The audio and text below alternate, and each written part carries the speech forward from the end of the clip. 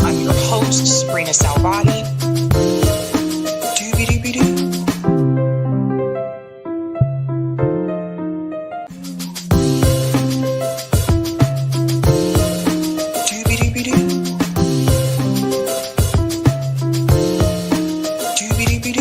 I'm your host, sabrinasalvati.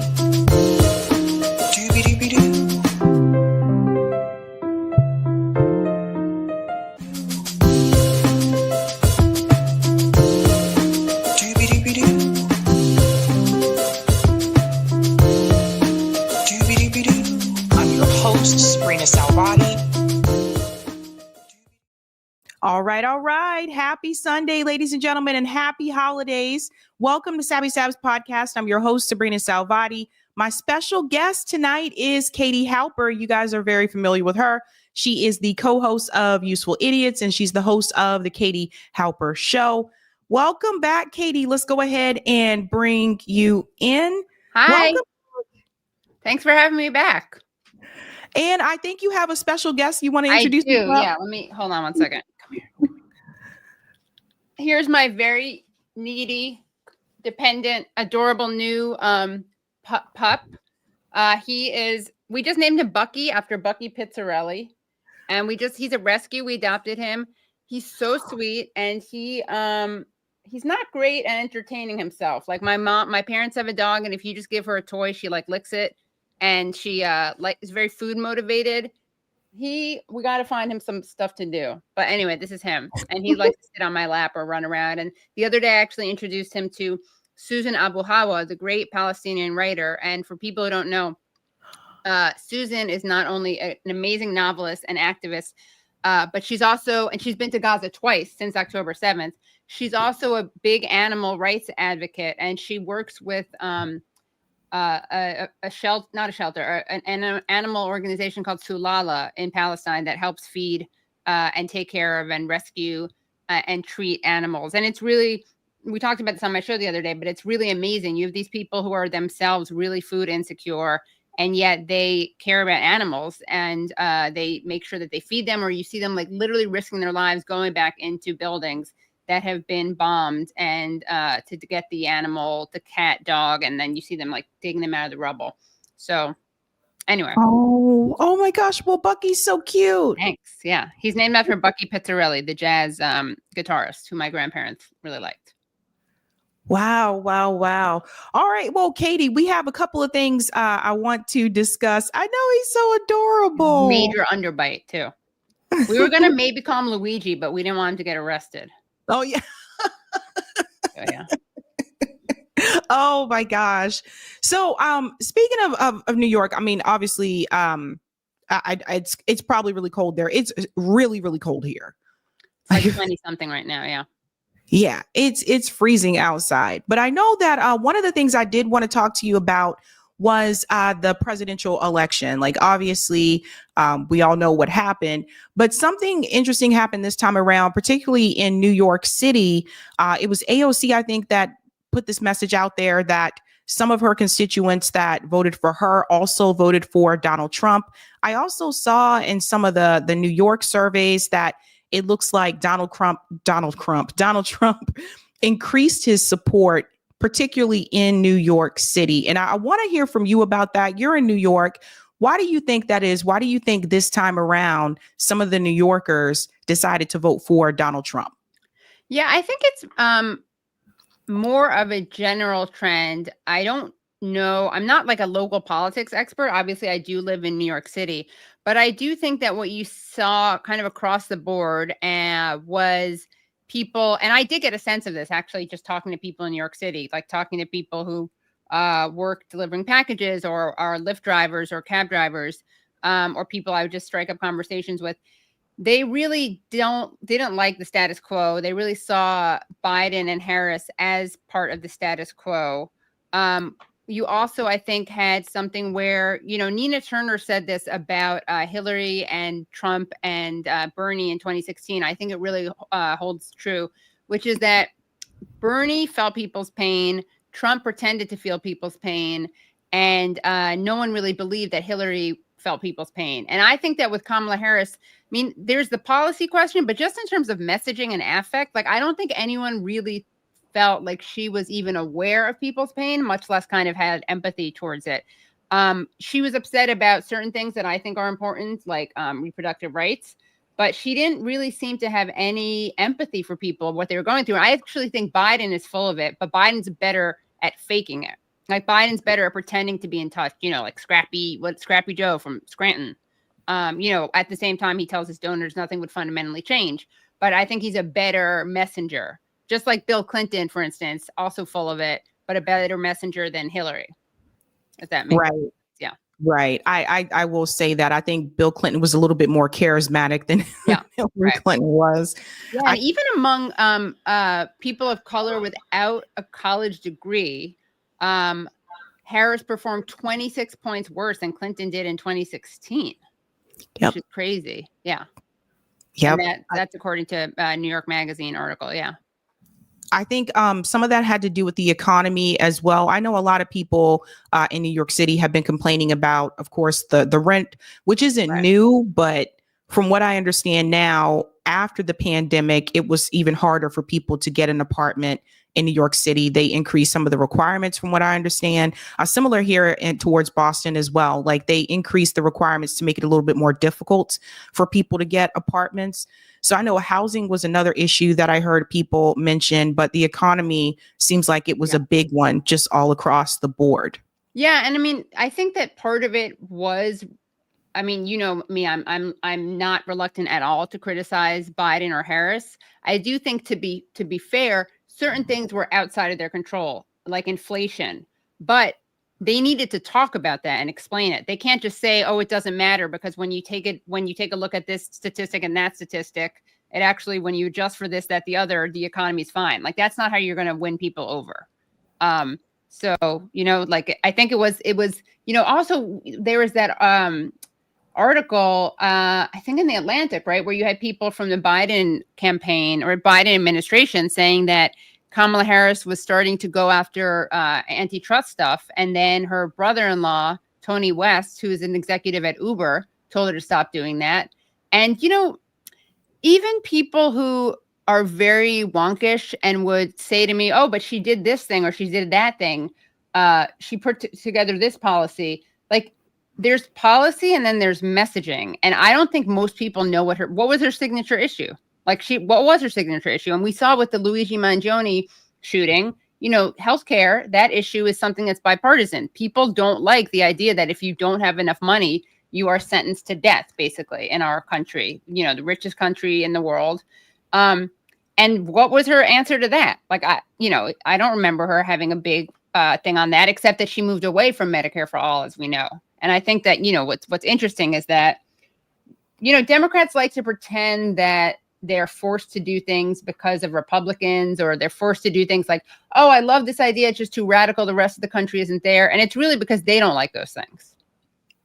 Right. That's the other thing, too, I noticed in particular, or I think with Kamala and with Biden, it seemed like they were more willing to please Republicans than to please their own base. Like, I don't know who it was that was a part of Kamala's campaign that thought it was a good idea to add Liz Cheney to that campaign. I thought that was ridiculous. But somehow they thought this was going to be a good idea. Like, I feel like they totally ignored like the left or the progressives that are still willing to participate in the Democratic Party.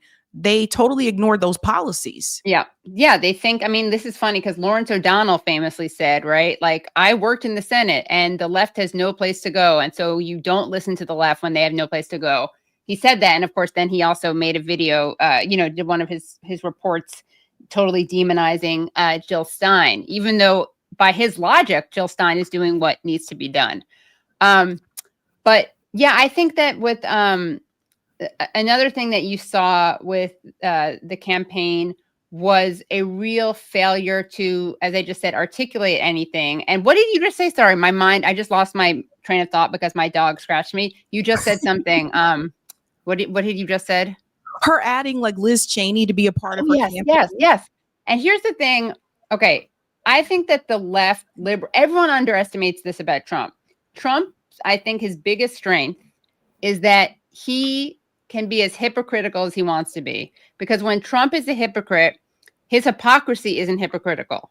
Because he doesn't pretend to be an ideologue. He doesn't pretend to be consistent. He doesn't pretend to be moral. His whole shtick is kind of like, I'm going to work the system. I'm going to cheat. And I want you to cheat too. And I'm going to cheat for you. Right? Now, everyone else basically in politics, I would say, I think literally everyone else pretends to be moral, pretends to be ideological, pretends to be principled. So when they're hypocrites, their hypocrisy is hypocritical.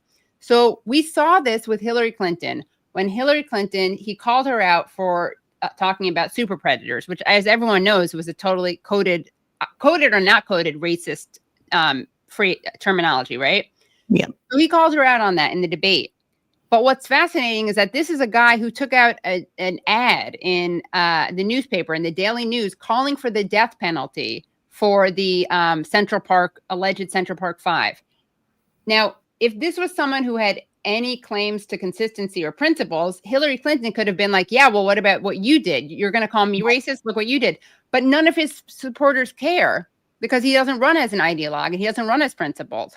And I think Democrats sometimes and liberals, they get so angry at it. They're so offended by that instead of winning and looking at how you have to defeat that, they just kind of like sit there with their arms crossed and say it's so bad.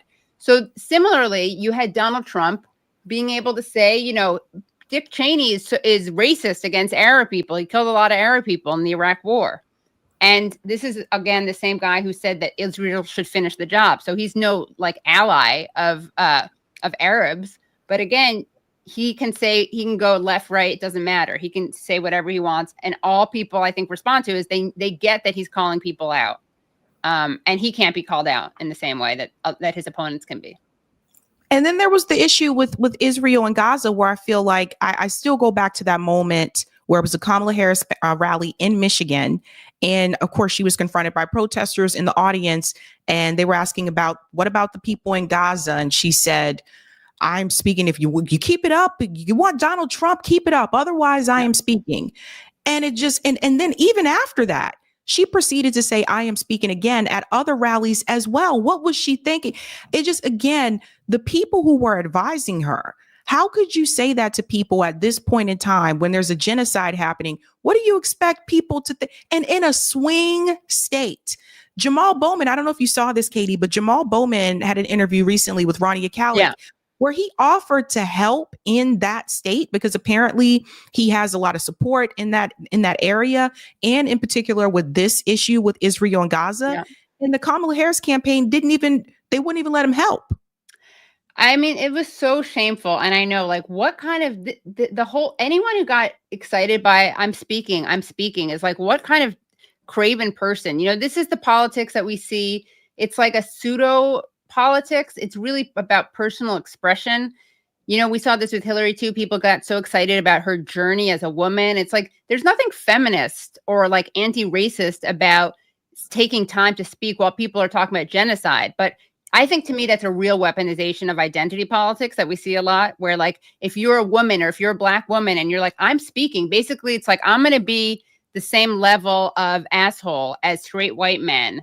And that's going to be like a winning thing to do, as opposed to saying, you know, I actually care about issues. So there's a lot of performative stuff that I think people who fancy themselves political but aren't political, they're just kind of narcissists, and they identify with someone's journey and they're like, oh, that's so great. I love the way she said that. Like, you know, but yeah, I think that, you know, we saw with a lot of the interviews after the fact, people who worked on her campaign, they said that, you know, she was in this hard position because how could she insult her? How could she deviate from her, from the president, right? She was part of his administration. How could she criticize him? It's like, well, you guys were running apparently against fascism. So you're going to tell me that it was more important not to be rude and to respect norms than it was to defeat fascism? It's a number of things for me that really, honestly, like, I didn't understand how the media continued to make it seem like she was doing better than she actually was. Right. Yeah, there was a lot of gaslighting and lying. Yeah. Yeah. And so a lot of people were really shocked election night. And I talked to people on the ground, and no one I spoke to on the ground, except for one person, said that they were excited about supporting Kamala Harris. Most people said they were going to stay home. And we see the turnout was less this time around than it was in 2020. And I don't understand the level of gaslighting that came from the media. And it's almost like even now the Democratic Party doesn't want to sit down and take a hard look at what they did wrong. They're pointing fingers at the voters for not coming out to support or not being smart enough to understand what was in front of them, when in reality, the policies that Bernie Sanders ran on are still incredibly popular. And instead of being willing to embrace those policies, they choose to embrace their donors instead. And this is why they continue to lose. I saw something, an estimate recently, that if this trend continues with the Democratic Party, that they could lose New York State come next presidential election.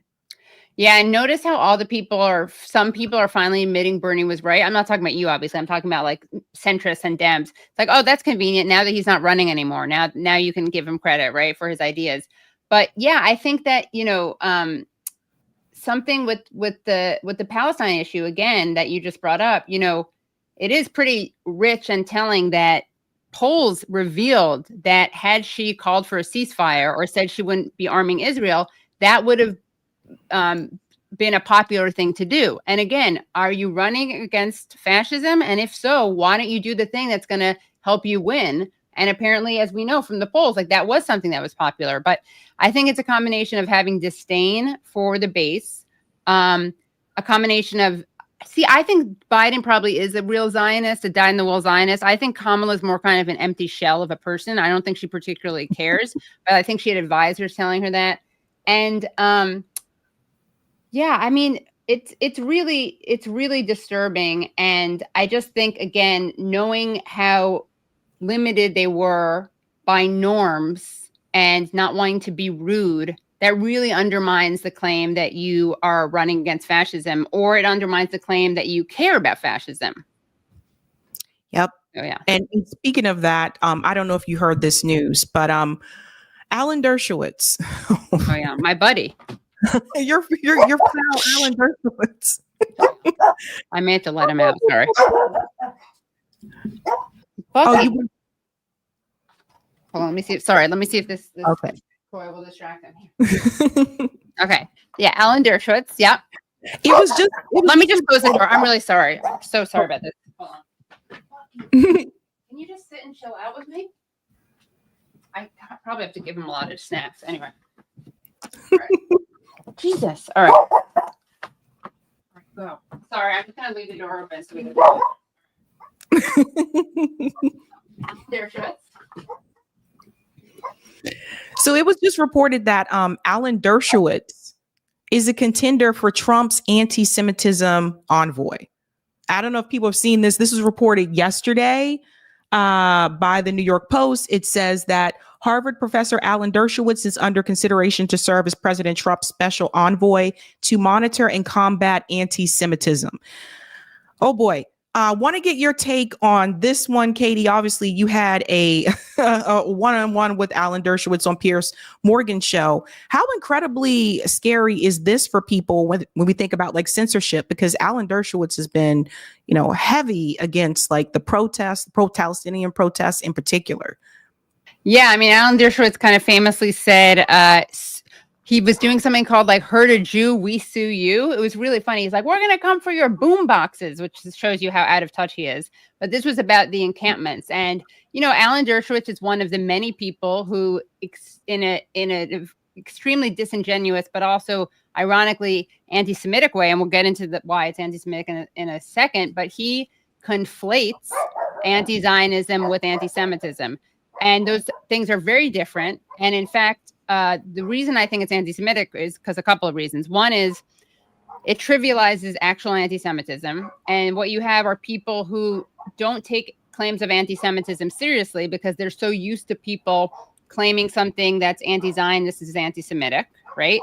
The other thing is that it leans into this dual loyalty trope, which is an anti-Semitic trope, right? Because if anti-Semitism is the same thing as anti-Zionism, what that means is that being Jewish is definitionally being a supporter of Israel and being a Zionist. And again, that's an anti-Semitic trope, right? That we're not like, I am a Jew, I live in the United States, but ultimately my loyalty is to Israel. And the people who make the argument that Zionism and Jewishness are the same, and by extension, anti-Semitism and anti-Zionism are the same, are people like the KKK, David Duke. You know, you hear raging anti-Semites who talk about the Zionist this, the Jewish this, they use them interchangeably. And then AIPAC and Israel and the ADL, and it's really scary.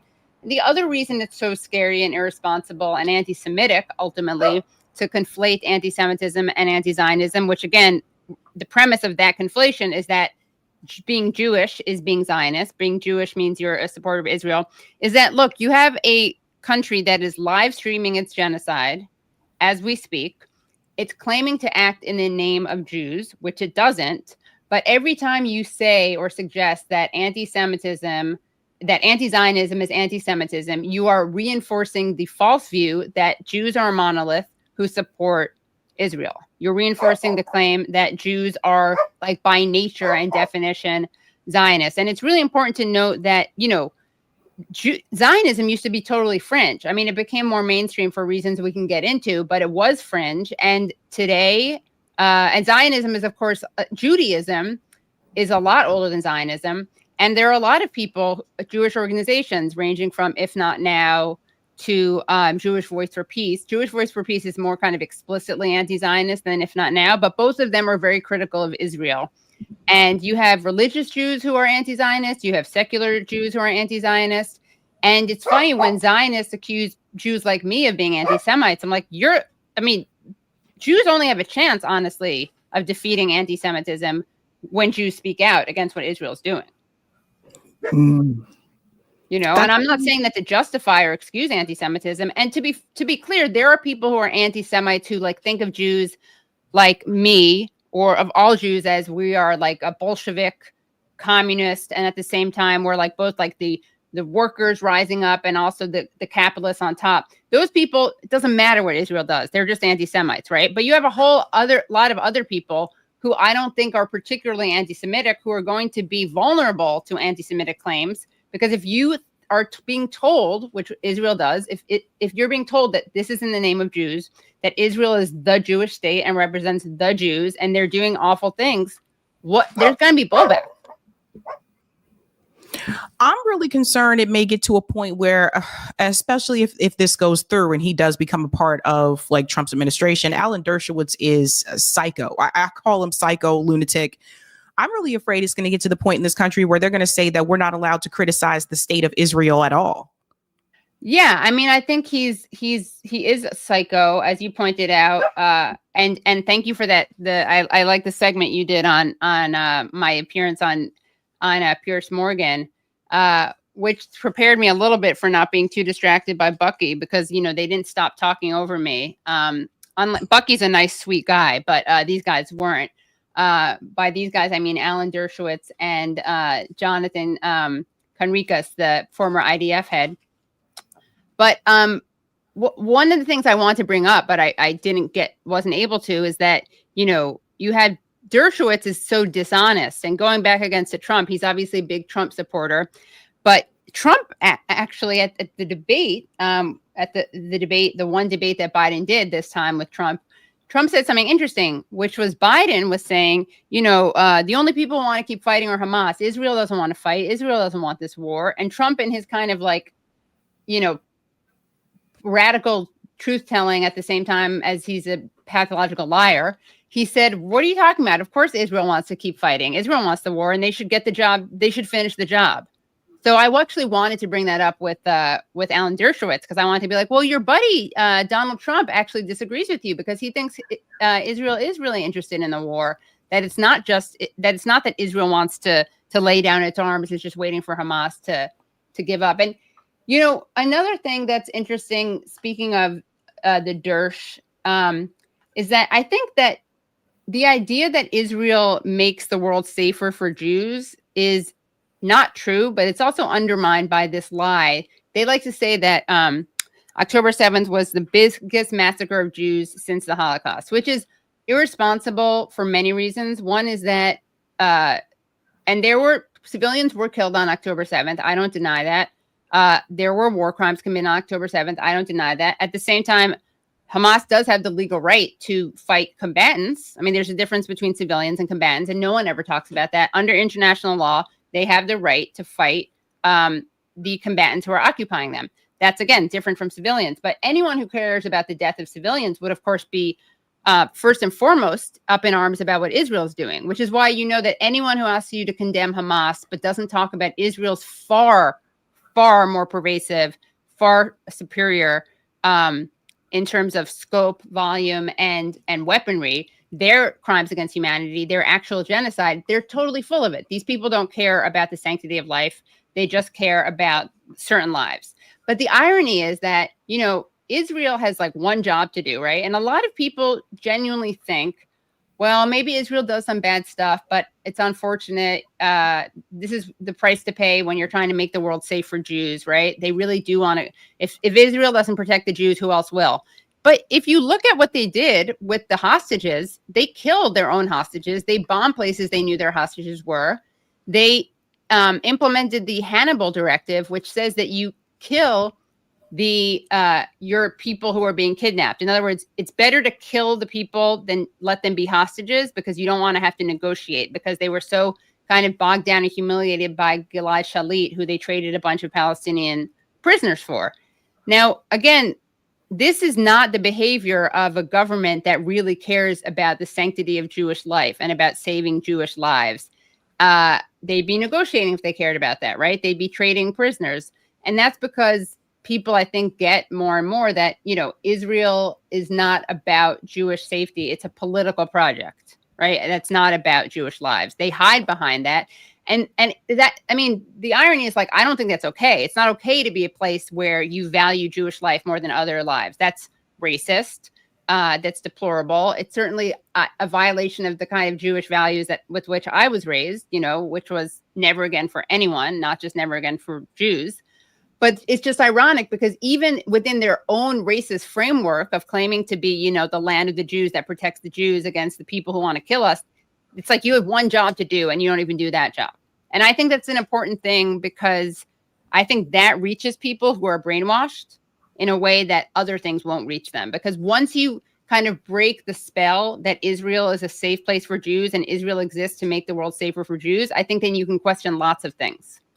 That's not for someone like you, obviously, Sabby. You totally get this, but I'm talking about, and it's not really for people who watch your show or my show. I'm talking about like mainstream people who are really raised on this ideology.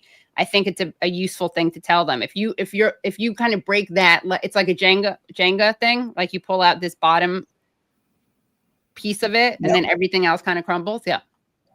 There's also this measure of intent, and this is something I wish people would use more, especially towards people like Piers Morgan, who continues to say, well, no, it's not a genocide because there's roughly about 50,000 people that have been killed, which we push back on that because, number one, Ralph Nader did the math on this already. If you count the number of bombs and the density of the area, obviously it's more than 50,000 people that have been killed, plus the health ministry underreports the numbers. So there's that. Yeah. But there's a lot of focus on that number, and that's so that they can say Israel did not commit genocide, in my opinion. But there's the issue with the word intent. And according to the UN, the definition of genocide also includes the intent to. Right. And so you can always point to not just the actions of the Likud like party, but you can also point to the rhetoric that has come from the Likud party that's on video for everybody to see. Yes. So, yeah, I mean, this is interesting. You know, Craig McIver. Have you had Craig McIver on? The former? Yeah, you did, right? So he points out that, you know, usually the hard, and he's a longtime human rights lawyer who resigned from the UN over their failure to basically deal with the Gaza and with integrity. He points out that usually the hard part in proving genocide is that you have to like comb through the records and try to find the intent. But with Israel, they're so used to impunity that they said these things out loud. They said it. They're human animals and we're going to treat them as such. Cut off the water, the electricity, no food. The president, Herzog, said this discourse about civilians. No, that's nonsense. They're all responsible because they voted in Hamas. You know, you have Amalek, Netanyahu referring to Amalek, and the lesson of Amalek is you kill all men, women, children, and landstock. Wait, is that and animals. So yeah, as you pointed out, I mean, the intent is there. And also, look, I think that, like, what are the odds that Amnesty International, Human Rights Watch, people, it's so ridiculous to say, well, Amnesty International and Human Rights Watch are just anti-Semitic institutions. Like, it's so stupid. But okay, for argument's sake, let's say they are, which they're not, and there's no evidence that they are. Is B'Tselem, the Israeli human rights organization, are they a bunch of self-loathing Jews? You know, like, it's just preposterous, and it's offensive to the definition of genocide, which was developed, by the way, by Lemkin, by someone Jewish, after the Holocaust happened. And it is it's just basic, like, look, you have Ari Nair, who is the founder of Human Rights Watch, who's not particularly anti-Israel or anti-Zionist. And he said that Israel had the right to go after Hamas and try to dismantle Hamas after October 7th. And he didn't think it was genocide at first. And then because of the way they block food, he said, yeah, it is genocide. Then you had the guy from the ICC who was a Holocaust, and Nair is a Holocaust survivor himself. Then you have a guy from the ICC who was on the panel who also said that it was right to go out. He was on the unanimous panel that said the arrest warrant should be issued. So, it's kind of messed up. Also, I always feel conflicted about this, because the truth is, like, we shouldn't have to rely on Holocaust survivors or Jewish people to believe claims that something's a genocide or apartheid or war crimes. It should be enough when Palestinians who are at the receiving end of this tell us it is. But I bring this up because I think, again, just strategically, and again, this is not your audience or my audience, but the larger world, I think there are people who, if you say that, they're more likely to believe it. And so I think we kind of have to do both things at the same time, which is show how it's a myth that it's anti-Semitic, but also, believe Palestinians. That's right. And a lot of people don't realize just how much AIPAC is embedded into our politics here in the United States. I was playing an audio recently where it was AIPAC meeting, and they were discussing how they were actually actively recruiting Black teenagers in high school to be a part of the Congressional Black Caucus. They get people really early to get on board for their agenda. And this is part of the reason why, again, like I've said before, regardless if it's the Progressive Caucus or the Congressional Black Caucus, at the end of the day, you'll see that they are in line with what AIPAC wants, because a lot of these people have already been handpicked. A lot of times people don't realize this. Even someone like Cory Booker was already selected. They had already picked out certain people. Hakeem Jeffries is another one. And that's why you see them go, to bat for Israel and not people in their district. Richie Torres is a perfect example. You never really hear him talk about the suffering that people have in the Bronx. He's talking about the suffering that is happening, or what he calls the suffering happening to people in Israel. Yeah. I mean, I think Adam Johnson has this article. I don't have the stats on me, but it's like, Richie Torres represents, I think, one of the poorest districts in the entire country. And like the ratio, he talks about Israel like 40 times more than he talks about poverty or something insane like that. I mean, I think that, Hakeem Jeffries saying Israel today, Israel tomorrow, basically sounding like, one of these like Dixiecrat segregationists talking about segregation. And also, of course, Bakari Sellers, who's like has had his picture taken with Sheldon Adelson and Miriam Adelson, and shows up at AIPAC. Israel's been very good at like weaponizing identity politics, and they do a lot of pink washing, and they do a lot of like, we're anti-racist, and look how diverse our army is, and look, like, you get to see like a soldier right after he's wiped out a village gets to propose to another man. And isn't that progressive? Like, we have gay soldiers who commit genocide, not just straight soldiers who commit genocide. By the way, same-sex marriage is illegal in Israel. Yep. Yeah. You can't even have a mixed like interfaith marriage in Israel. You have to go like to Rome or like Cyprus. That's what people do. And Jews can't even get married without an Orthodox rabbi. You can't even have a Reform rabbi. So if you want to do that, you also have to go and then come back to Israel. Oh, I was just going to say one more for you, Katie. I know you're working on a documentary, and I want to hear a little bit about that as well. Yeah. That actually I was about when I just started talking, and I was like, I bet you I had a feeling we're going to bring up a similar thing. So yeah, I'm working on this documentary about Jewish Holocaust survivors who are speaking out against what's happening in Gaza, who are saying, not in our name. They're saying never again for anyone, and never again is now. Now, Israel is saying never again is now, but it's the totally opposite message. For them, never again means we're going to kill a bunch of people who had nothing to do with the Holocaust.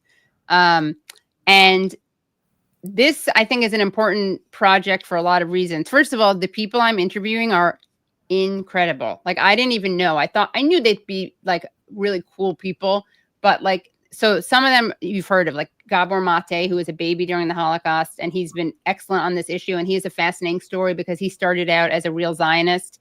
Then he had to defend the anti-Zionist position in a debate. And he was like, oh, wait, this doesn't make sense, actually. So he became a major critic of Israel. He's a physician by training, and he practiced as a physician, and he went to the West Bank and was like cried for weeks afterwards. So he's one of the characters. Then there's this woman, Marion Ingram, who's amazing. She's from Germany. She survived the war. She lost like her grandmother, aunt, and uncle. Then she came to the United States from Germany, became active in the civil rights movement. She's kind of like a radical Forrest Gump, because she starts telling me these stories, and she's like, so yeah, and she's not a name dropper. She's just telling stories because I'm interviewing her. She's like, so yeah, then Jimmy came over, Jimmy being James Baldwin.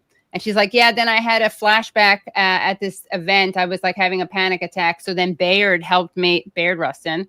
Then she like really like Forrest Gump. Then she takes a bus, and there's like no room on the bus. And some old man is like, you can take my seat. And this old woman's like, come sit next to me. And it's Fannie Lou Hamer. And then Fannie Lou Hamer is like, you need to open up a freedom school in Mississippi, which she does. And then she tells a story about like, her husband's like, oh, make sure she tells you about how Stokely Carmichael saved her life. Whoa. And I mean, so there's that. And then she becomes a major, then she starts protesting outside the White House, like in October 2023, every week. And when we visited her, it was really beautiful because it was a Saturday, and and it was really nice because it was very intergenerational. That's one of the really nice things about this movement, is that it is very intergenerational. And she and a bunch of young kids and people of varying ages were in front of the White House. And it was really, I mean, it was very moving and heartbreaking. And she was reading the names of all the 15-year-olds who have been killed, because one of the things they started doing is reading the names of people killed like by year. So the first one they did were people 0 to 1. I mean, babies 0 to 1. She's amazing. Another character is this guy, Renee Lichtman, who was a hidden child and now is protesting the Holocaust Museum he used to be a speaker at, because he used to lecture on this.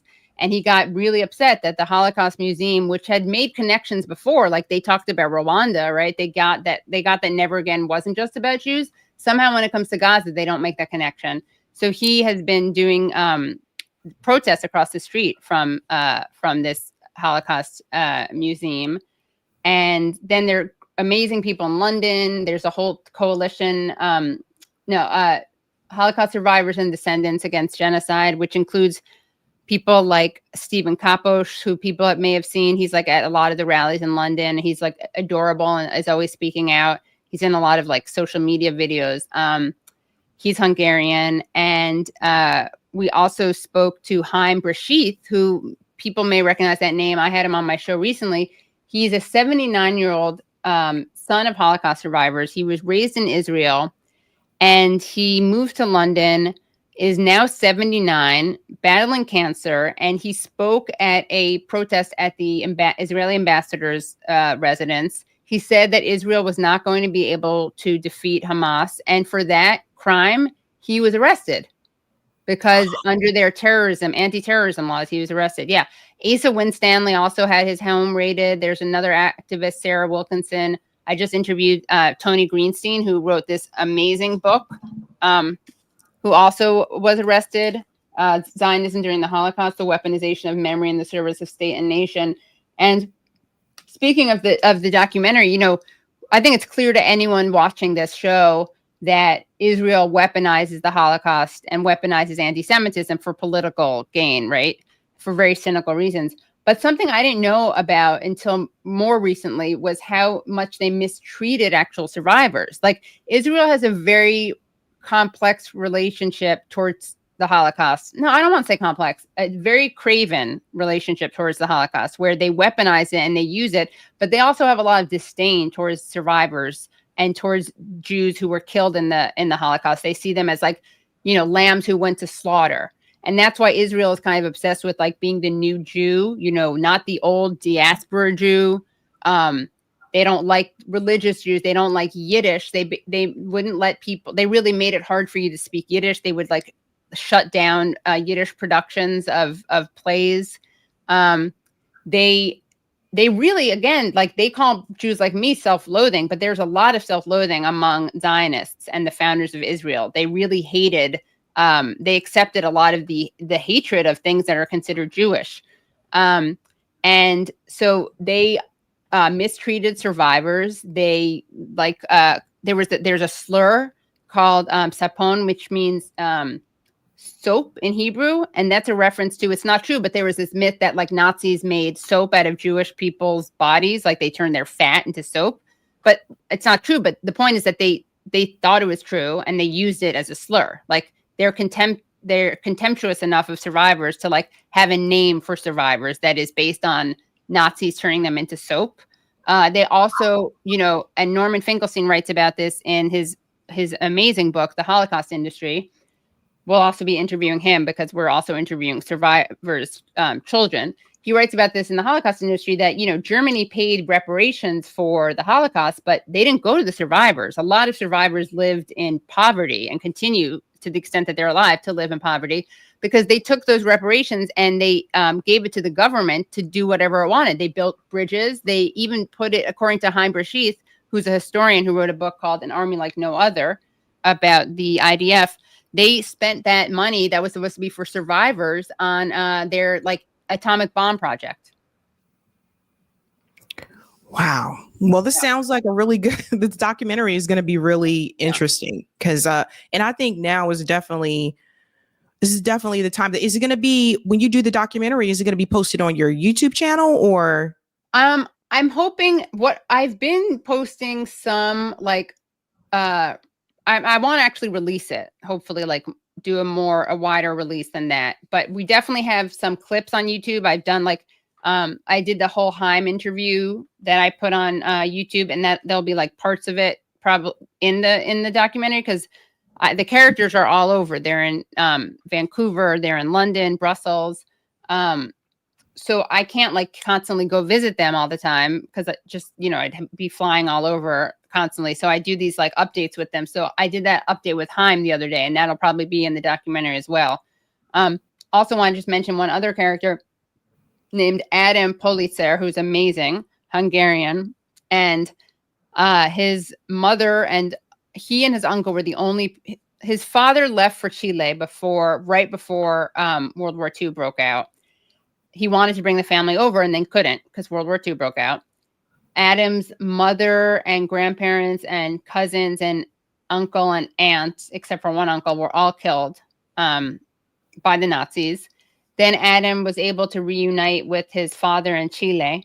He is an architect, becomes an architect, is part of the Allende government. He's in the housing ministry. And if people don't know, Allende was the first democratically elected Marxist president. Great guy. Of course, overthrown in a CIA-backed violent coup led by Pinochet, who implemented a neoliberal torture regime, basically. And so Adam not only survives the Holocaust, he's a hidden child, not only loses his family to the Holocaust, then he's imprisoned by Pinochet. And then gets asylum in Canada. But yeah, so these are just really amazing people. And I think it's really important because thanks to Israel's PR, like, the world doesn't know that there's a whole movement of, like, radical Jews for whom their Jewish identity is it's not a like supremacist identity at all. Like, I mean, there's so many Jewish supremacists who support Israel, but there's a whole tradition and culture of Jews who are internationalists, who are all about solidarity, who are about the diaspora, right? The fact that the Jews didn't have a country, they were all over the world. And there's a whole actual like idea. It's a Yiddish word. It means here-ness, which is like, because for Zionists, anti-Semitism is needed. Like anti-Semitism is the justification for Zionism. So you don't fight Zionism. I mean, excuse me, you don't fight anti-Semitism. You build a separate nation because of anti-Semitism. Whereas Bundists, Boons are, that's an anti-Zionist orientation. And anti-Zionists would talk about here-ness. Like you fight for rights, you fight for justice, you fight for equality wherever you are. You fight anti-Semitism where you are, and you become part of that culture wherever you are, as opposed to, you know, and that's why there was collaboration between Nazis and Zionists. They worked hand in hand. They getting Jews to Palestine. And Zionists blocked getting. Now, I want to be clear. I don't mean individual, like kind of powerless, random people who believed in Zionism before it became a project. And the Zionist leaders knew that it was going to be ethnic cleansing. They knew it was not a land without a people for a people without a land. But a lot of people didn't know what it was like. And you also, by the way, had Jews living in Palestine, either from there or Jews who went there, like religious Jews who went there, but they didn't want a state. They didn't want to become a Jewish majority. Anyway, it is fascinating how you did have Zionists blocking rescues because they didn't want Jews to be able to go to anywhere but Palestine. They also didn't want, they only wanted certain types of Jews to be able to come to Palestine. So they wanted like strong young ones who could like be in the military and work the land. And you also had a really scary quote from Ben Gurion, who became an Israeli prime minister, where he said something like, if I could choose between saving like twice as many Jews by sending them to England versus half as many Jews by sending them to Palestine, I'd do Palestine. Interesting. Yeah. Interesting stuff. Well, Katie, thank you so much. Where can people follow your work? So at youtube.com/The Katie Halper Show, also at patreon.com/The Katie Halper Show. I'm live every Tuesday at 7 p.m. I know you and I have to figure out a way to, oh my God, sorry. Live at 7 p.m. on Tuesdays. The next 2 weeks, because Tuesdays, New Year's Eve and Christmas Eve fall on Tuesdays, I'm going to do my show on Thursday nights. But actually, one of them is going to be an interview with this guy, Tony Greenstein. I really recommend this book, Zionism During the Holocaust. And he talks a lot about all the collaborating that took place between Zionists and the Nazis. Yeah. So, and then, you know, on Twitter, and of course I'll be releasing my film. So stand by for that. And yeah, I think that's about it. Yeah. And then Useful Idiots, which I co-host with Aaron Mate. Awesome. Thank you so much, Katie. Thanks. Bye. Bye. All right, guys, that was Katie Halper. Many of you are already familiar with Katie, but she's doing great work there. Her documentary sounds like it should be released soon. So I look forward to seeing that. It's always cool when people are doing like other things, you know, outside of just like our YouTube shows, that type of thing. But guys, we have quite a bit to discuss tonight. This is the final live stream before I go on vacation, because obviously Christmas is this week. I'll be spending time with my family, and hopefully you will be spending time with your family as well. But I have a couple of videos that will be uploaded throughout the week. There's a couple of interviews that I've done already. Professor Richard Wolff interview will drop tomorrow, so don't miss that. If you want to know what's going to happen economically, I think you should definitely pay attention to that interview because he has some predictions there as well. But this will be the final live stream before I go on vacation, and then I will be back next Sunday to do the year in review. I'll explain that a little bit later tonight in the show because that will require your participation as we have done before. All right, ladies and gentlemen, let's go ahead and shout out patrons. Then we'll go to the thumbnail and comments, and then we'll get into the other news stories tonight, ladies and gentlemen. Did I do the thumbnail first? I did the thumbnail first. Tonight, ladies and gentlemen, we are discussing, of course, Katie Halper was just here talking about her documentary and, of course, the Democratic Party's failure in the presidential election. We are also going to discuss, Fat Joe attacks Black Americans. We are going to get into that story.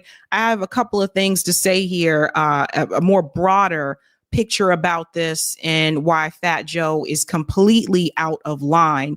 We're also going to discuss the Majority Report goes easy on AOC. That's right. Believe it or not, AOC is actually doing interviews on YouTube shows again. And we're going to call out a couple of things that I noticed that she's trying to do that they seem to let her skate by with. And we're also going to discuss, this story was sent to me by, I think it may have been Roger, someone who watches the show sent me this story, and everybody needs to pay attention to this. Alabama forced labor, also known as slavery. We're going to get into that story that I think more people should be discussing. Is really appalling in 2024, but we got to talk about it. People need to know what's happening there. And it's not just Alabama, but they're the ones that are making, it seems like, the most from this, most profit from this anyway. Let's go ahead and shout out Sabby patrons. Thank you guys so much for your support. If you're interested in being a Sabby patron, I have 5 categories. There's ultimates. Don't forget about those Sabinators. There's Sabsters. They're doing the damn thing too. Yes, they are. Oh, yes, they are. And there are Sabbies. We like the little Sabbies. Hey, hey, hey, hey. And of course, there are members. And I'm not sure why I called the Sabbies little, because they're not. That is a bigger group. All of their names are listed here, and you can also see their names scrolling across the bottom of the screen there on the ticker. Thank you guys so much. And I want to shout out new Sabby patrons. Over here, we call them newbies. Let's give it up for Cheryl Rose, former Floridian. That's an interesting name. No longer in Florida. And Shell Mendelson. Thank you all so much. Really appreciate all of you, fam. Well, ladies and gentlemen, we have some things to discuss, don't we? Don't we? Let's get the comments on YouTube, and then we'll get the ones on Rockfin. Max, thank you. Sabby, I like your sweater. Thank you. It is a holiday kind of themed sweater, so you'll probably only see me wear this on stream this time, but it is kind of a holiday sweater. Thank you. Thank you for the super chat focus. Kamala would not have won if she did not support Israel. Israelis and the diaspora have more institutional power than any other group. An anti-Zionist candidate has never and will never win unless we address that issue. Yeah, she supported Israel and she still lost, but we've talked about that before, the power that AIPAC has. Thank you for that focus. Thank you, Wanker Tanker. No right to have an apartheid. And thank you, Jasmine. Merry Christmas, Sabby. Wish my boyfriend was wearing a normal sweater like you. His stepbrothers inspired. Oh, his is Step Brothers inspired. Okay, you guys see the movie Step Brothers? It says boats and hoes and lights up. Little humor for the holiday. Oh my God. Oh my gosh. I've always wanted one of the holiday sweaters that lights up. I've never been able to get one of those. But I've always wanted one. So you guys tell me where you're getting those sweaters from. I think they're cute. All right, let's go ahead and bring in the comments from Rockfin, and then we'll dive into our next story. Thank you for the tip, Dave Burt. Looking forward to seeing the lovely, brilliant, and talented Katie Halper joining Sabby Sabs. And thank you for the tip, Dave, for this one as well. Thank you, Sabby. You are welcome. Welcome, welcome, welcome. All right, guys. Go ahead and smash that like button if you haven't had a chance to do so. If you're new, don't forget to like, sub, and share. And we're going to go ahead and dive into our next story. There is no big theme for the stories tonight. The chalkboard says happy holidays because that's what we're diving into. So happy holidays. Okay, this story is wild. And again, shout out to those of you that sent this to me because more people need to hear about this. Did you know that Alabama has been leasing prisoners for profit? And they're not the only ones that are doing this, but it seems as though Alabama is doing this the most when compared to any other state. Let's look at this report that came from AP, and I want to dive into this first, then we'll get to Alabama. Prisoners in the U.S. are part of a hidden workforce that is linked to hundreds of popular food brands. So hold on to your food, ladies and gentlemen. I don't want you to freak out when you see who these giants are. Unmarked trucks packed with prison-raised cattle roll out of the Louisiana State Penitentiary, where men are sentenced to hard labor and forced to work for pennies an hour or sometimes nothing at all. After rumbling down a country road to an auction house, the cows are bought by a local rancher and then followed by the Associated Press, another 600 miles to a Texas slaughterhouse that feeds into the supply chains of giants like McDonald's, Walmart, and Cargill. McDonald's, Walmart, and Cargill. That's just to name a few. Intricate, invincible webs, just like this one, like some of the world's largest food companies and most popular brands, to jobs performed by the U.S. prisoners nationwide. According to a sweeping 2-year AP investigation into prison labor that tied hundreds of millions of dollars worth of agricultural products to goods sold on the open market. They are among America's most vulnerable laborers. If they refuse to work, some can jeopardize their chances of parole or face punishment like being sent to solitary confinement.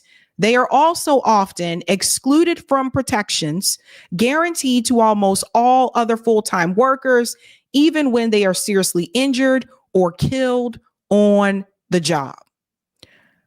Now, some of you are already probably wondering, how was this allowed to happen? We're going to get to that in just a second. That's Louisiana, but it's this Alabama situation that is getting all the buzz. I want to bring this piece in here. Alabama profits off of prisoners who work at McDonald's, but deems them too dangerous for parole. So some of you may not have known this. I haven't eaten at McDonald's in a long time. I really don't like McDonald's. When I was a kid, McDonald's fries actually taste pretty good. But as I got older, those fries started to taste like cardboard. So I haven't eaten at McDonald's in a while.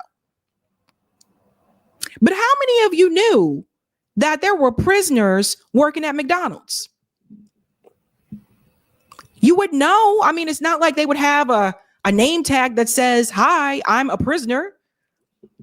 How many of you knew that? Let's get into this story because this is crazy and I want more people to call this out. So here's an example that happened recently. It says a storm was looming when the inmate serving 20 years for armed robbery was assigned to transport fellow prisoners to their jobs at private manufacturers supplying goods to companies like Home Depot and Wayfair. Here's 2 other businesses here. It didn't matter that Jake Jones once had escaped or that he failed 2 drug or alcohol tests while in lockup. He was unsupervised and technically in charge. Pause right there. So it's okay for them to be unsupervised and in charge when it comes to forced labor. If we say forced, they are not choosing to do this, but it's not okay for them to be brought back into society and have rehabilitation the way that it really should be done.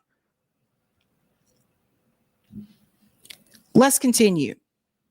By the time that Jones was driving back to work, to the work release center with 6 other incarcerated workers, it was pelting rain. Jones had a reputation for driving fast, and some of his passengers said he was racing along the country road, jamming the music in his earbuds. And suddenly the transport van hit a dip and swerved on the wet pavement, slamming into a tree. Here's the picture here of the accident that you can see. 2 men died after being thrown out of the van, and Jones, who was critically hurt and slumped over the blaring horn, had to be cut out of the vehicle. They had to cut him out of the car. As the other man staggered into the storm to flag down help, they wondered, why would the Alabama Department of Corrections place their lives in Jones' hands? They knew he had a propensity to drink, said Sean Waston, who survived the crash, and they put him behind the wheel of the van anyway. No state has a longer, more profit-driven history of contracting prisoners out to private companies than Alabama. With a sprawling labor system that dates back more than 150 years, including the brutal convict leasing era that replaced slavery, it has constructed a template for the commercialization of mass incarceration. You can see the pictures here. The picture here on the left, it says this is August 10th, 1909. That's a photo that shows convicts engaged in street repair on 24th Street. That's in Birmingham, Alabama. And then you can see here, July 1907 is a photo of city convicts in their sleeping quarters in Birmingham, Alabama. Let's go down here. And you can see the chains that were used. Best Western, Bama Budweiser, and Burger King are among more than 500 businesses that lease incarcerated workers from one of the most violent, overcrowded, and unruly prison systems in the U.S. in the past 5 years alone. The Associated Press, as part of their 2-year investigation into prison labor, the cheap, reliable labor force has generated more than $250 million for the state since 2000 through money garnished from prisoners' paychecks. We're highlighting $250 million for the state. In other words, ladies and gentlemen, the state of Alabama has been able to generate over $250 million off of slave labor, because that's what this is. You remember a while back, I told you that Kamala Harris, at one point, before she was in the Senate, that she was already told by a judge that the prisons in California were overcrowded. She was using the prison system in California for free labor, slave labor. But she wasn't alone.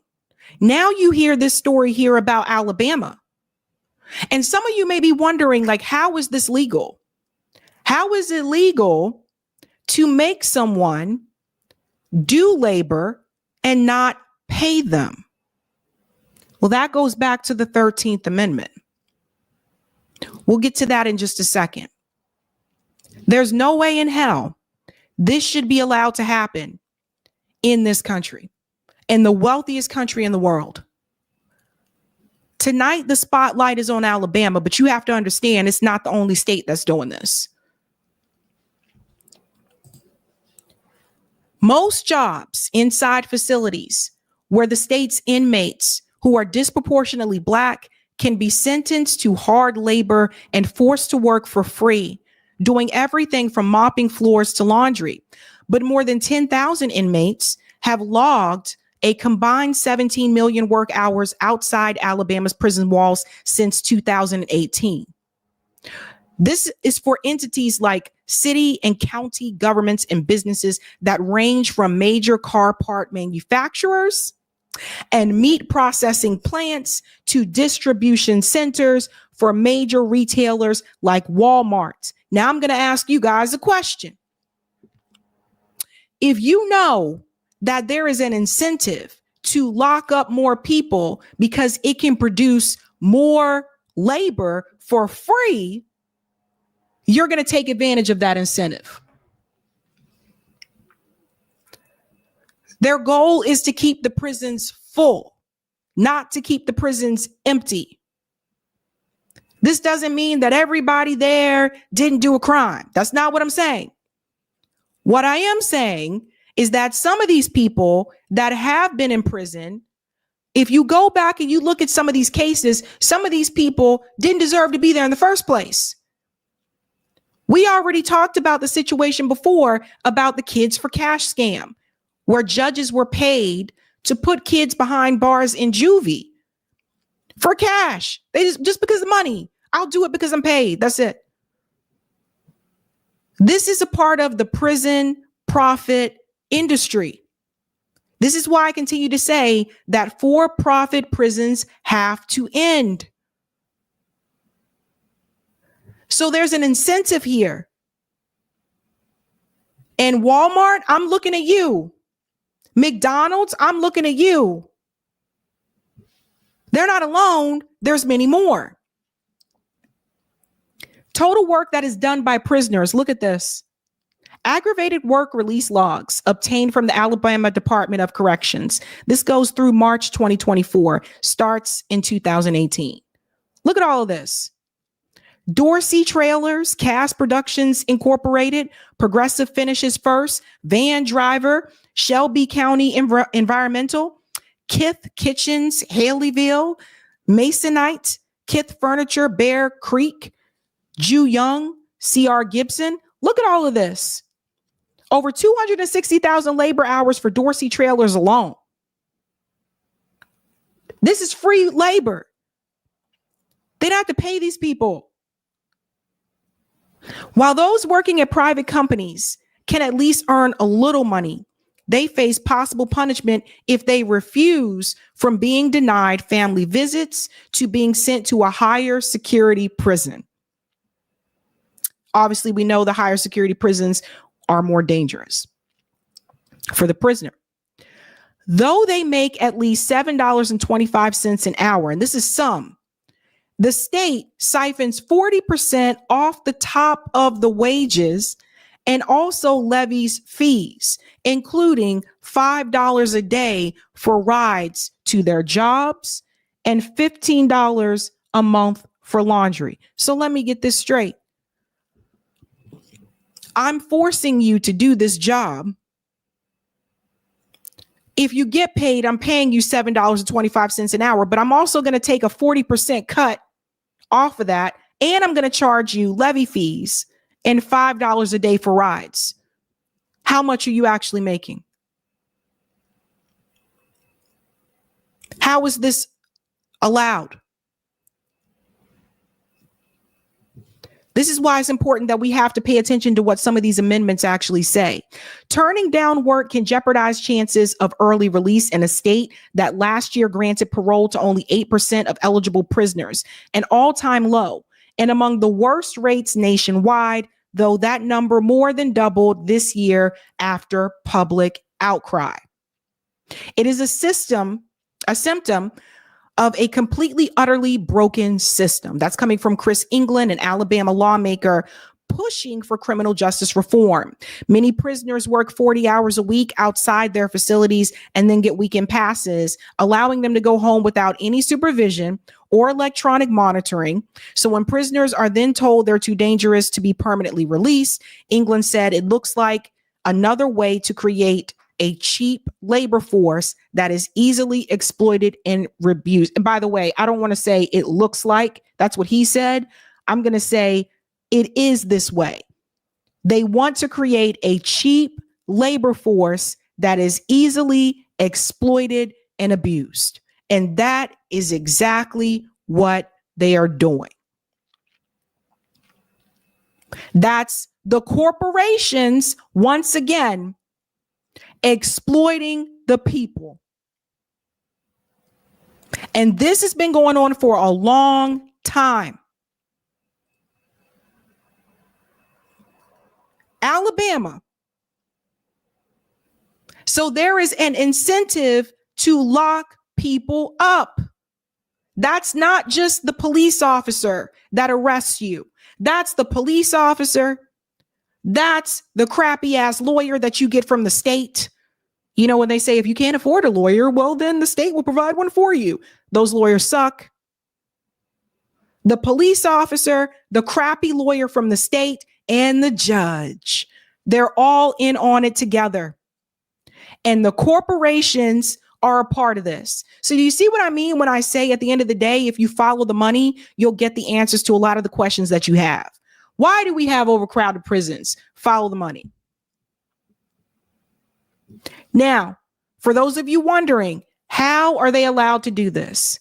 Because of the 13th Amendment. Listen to this.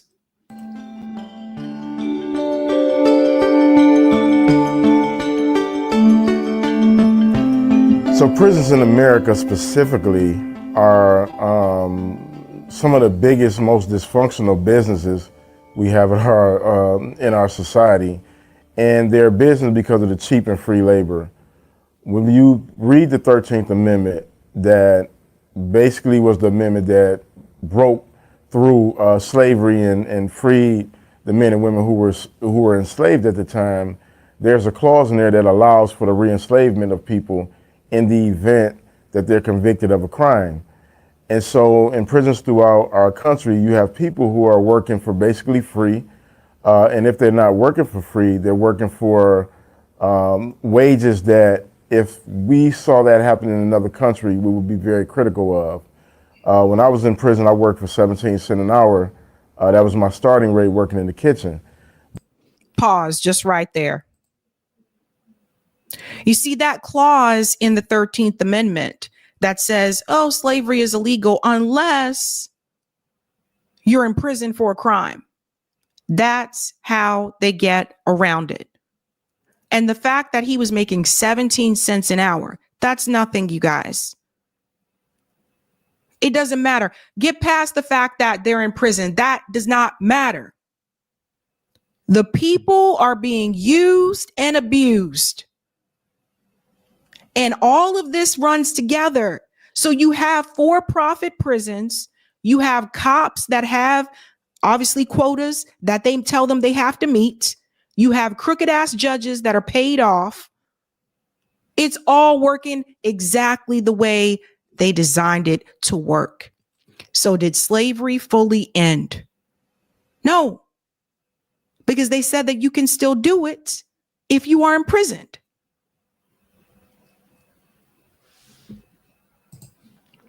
But there's also big corporations who invest in prison labor because they can get this labor for $1.50 an hour.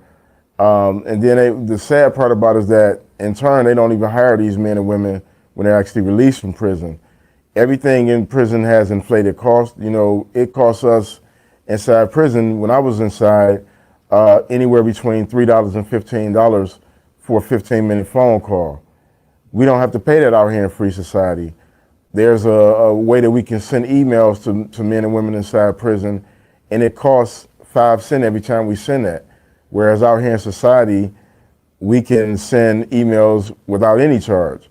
And so there's so many ways that the prison is exploited, the cheap labor, the cost of services and goods. And it's a model that, you know, sadly and unfortunately has affected a large segment of our society. But I think most people aren't aware of why the business models of prison exist, because most of our society has been left clueless in regards to how our judicial system works. And it's largely been to the effective campaigns that politicians have ran for years. This whole idea that one of the greatest fears you should have is crime in America. And when you're operating out of a space of fear, you're not thinking clearly. So you're not willing to examine things that are right in front of us. And so the way that the prison system has developed and evolved over the year is it originally started as government-ran, state-ran institutions, and then people started seeing investment opportunities when the states couldn't keep up with the budgetary costs of incarcerating so many people. You know, we currently have over 2 million men and women incarcerated throughout the country. And we represent 5% of the world population, yet we incarcerate 25% of the world's incarcerated people. And so at some point, states could no longer keep up with those budgets.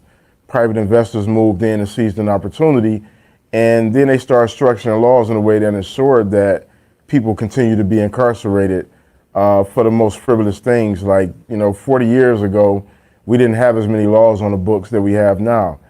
And, when you look at how the war on drugs itself impacted, incarceration rates, if you follow that pathway, you'll see how people seized on that opportunity to begin to invest in private businesses.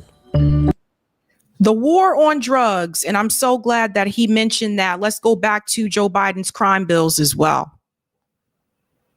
Is it all starting to make sense, ladies and gentlemen? Let's give harsher punishment for people who have possession of drugs. Obviously, that targeted Black men, predominantly black men. Let's increase those penalties, increase the punishment. Because if you increase the punishment and you increase the penalty, then that means you're going to be in prison longer. Thus, you will give them longer labor. Now, instead of maybe having you for 5 years, they know they might have you for 20 years. That's 20 years of free labor. Everybody following me here? It's all connected.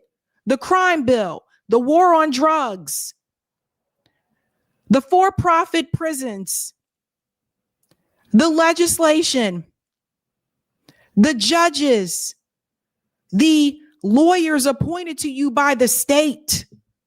They're all working together to continue to feed the capitalist system and to exploit the workers. All one big thing. They're all on the same team. They're not there to help you. They're not there to show any type of empathy or sympathy for your cause. Most of them really could give a damn. They are there to feed that labor into the corporations, into the capitalist system. So once again, if we follow the money, we will see that corporate interest and corporate greed controls, even when it comes to the prison, the criminal justice system, they control that as well. Please share this story about Alabama, you guys. Eric, you can put the link in the chat, that Alabama article, because that's been a 2-year investigation. Like, that didn't just happen overnight. And I just want more people to hear about that story, because I don't think a lot of people know. All right, guys, let's go to some of the comments here and we'll get to the next story. It's so cold in here. I think I turned the heat down. Cold. All right, let's go to some of the comments here as well. Just making sure I'm not clicking on the same ones here. Thank you, Top. YouTube is flooded with wealthy leftists like Sam, Emma, Malibu, Kyle, Crystal, Hassan, Pacman, etc. It's class appropriation to earn a quick buck. I've talked about that before, where it's a lot of just, I feel like a lot of people don't stand on principle. That's just how I see it. Thank you, Eric. Prisoners and migrants share this in common. They are all more easily exploitable human capital. Shout out to Jasmine, who's been a member for 13 months. It's the United Prison State of America. AI don't scare me like prison labor does. It's the foundation for a real life Running Man. By the way, if you guys have never seen the movie Running Man, watch that one. That's an oldie but goodie I think you should see. Thank you, Big Rich. The same inmates after they are released cannot get a job in those same companies because they have a criminal record. The irony, exactly. Charles says 13th Amendment targeted Black men as free labor to imprison them after the Reconstruction era, 1865 to 1877. That is correct. And thank you, Wanker. Just wondering, would there be a modern day version of the Fugitive Slave Act? Well, some would say, put it this way. You know how people say, well, people who are released from prison oftentimes become repeat offenders? You can kind of point to that in a sense, because the reason why some of them become repeated offenders is because they can't get a job. You can't get a job, so you need money to live. What are you going to do? That puts you right back out there, right? Some of them become repeat offenders because they were never rehabilitated in the first damn place. The prison system in this country doesn't actually rehabilitate the prisoners. So some can point to that. Okay. All right. We are going to the next story, ladies and gentlemen. This one is a doozy. Oh boy, get ready for some laughs, right? You guys want to laugh? Okay. It's time. So it's interesting to me that there have been several years where AOC has avoided YouTube media. I'm not even going to say independent media anymore because things come popping up and I'm realizing some of these people ain't really independent. But she's avoided that space. She's kind of avoided some of the progressive YouTube shows that she either went on when she was running the very first time or they promoted her along the way. So I look up on YouTube and all of a sudden on my homepage, I see AOC interviewing with the Majority Report.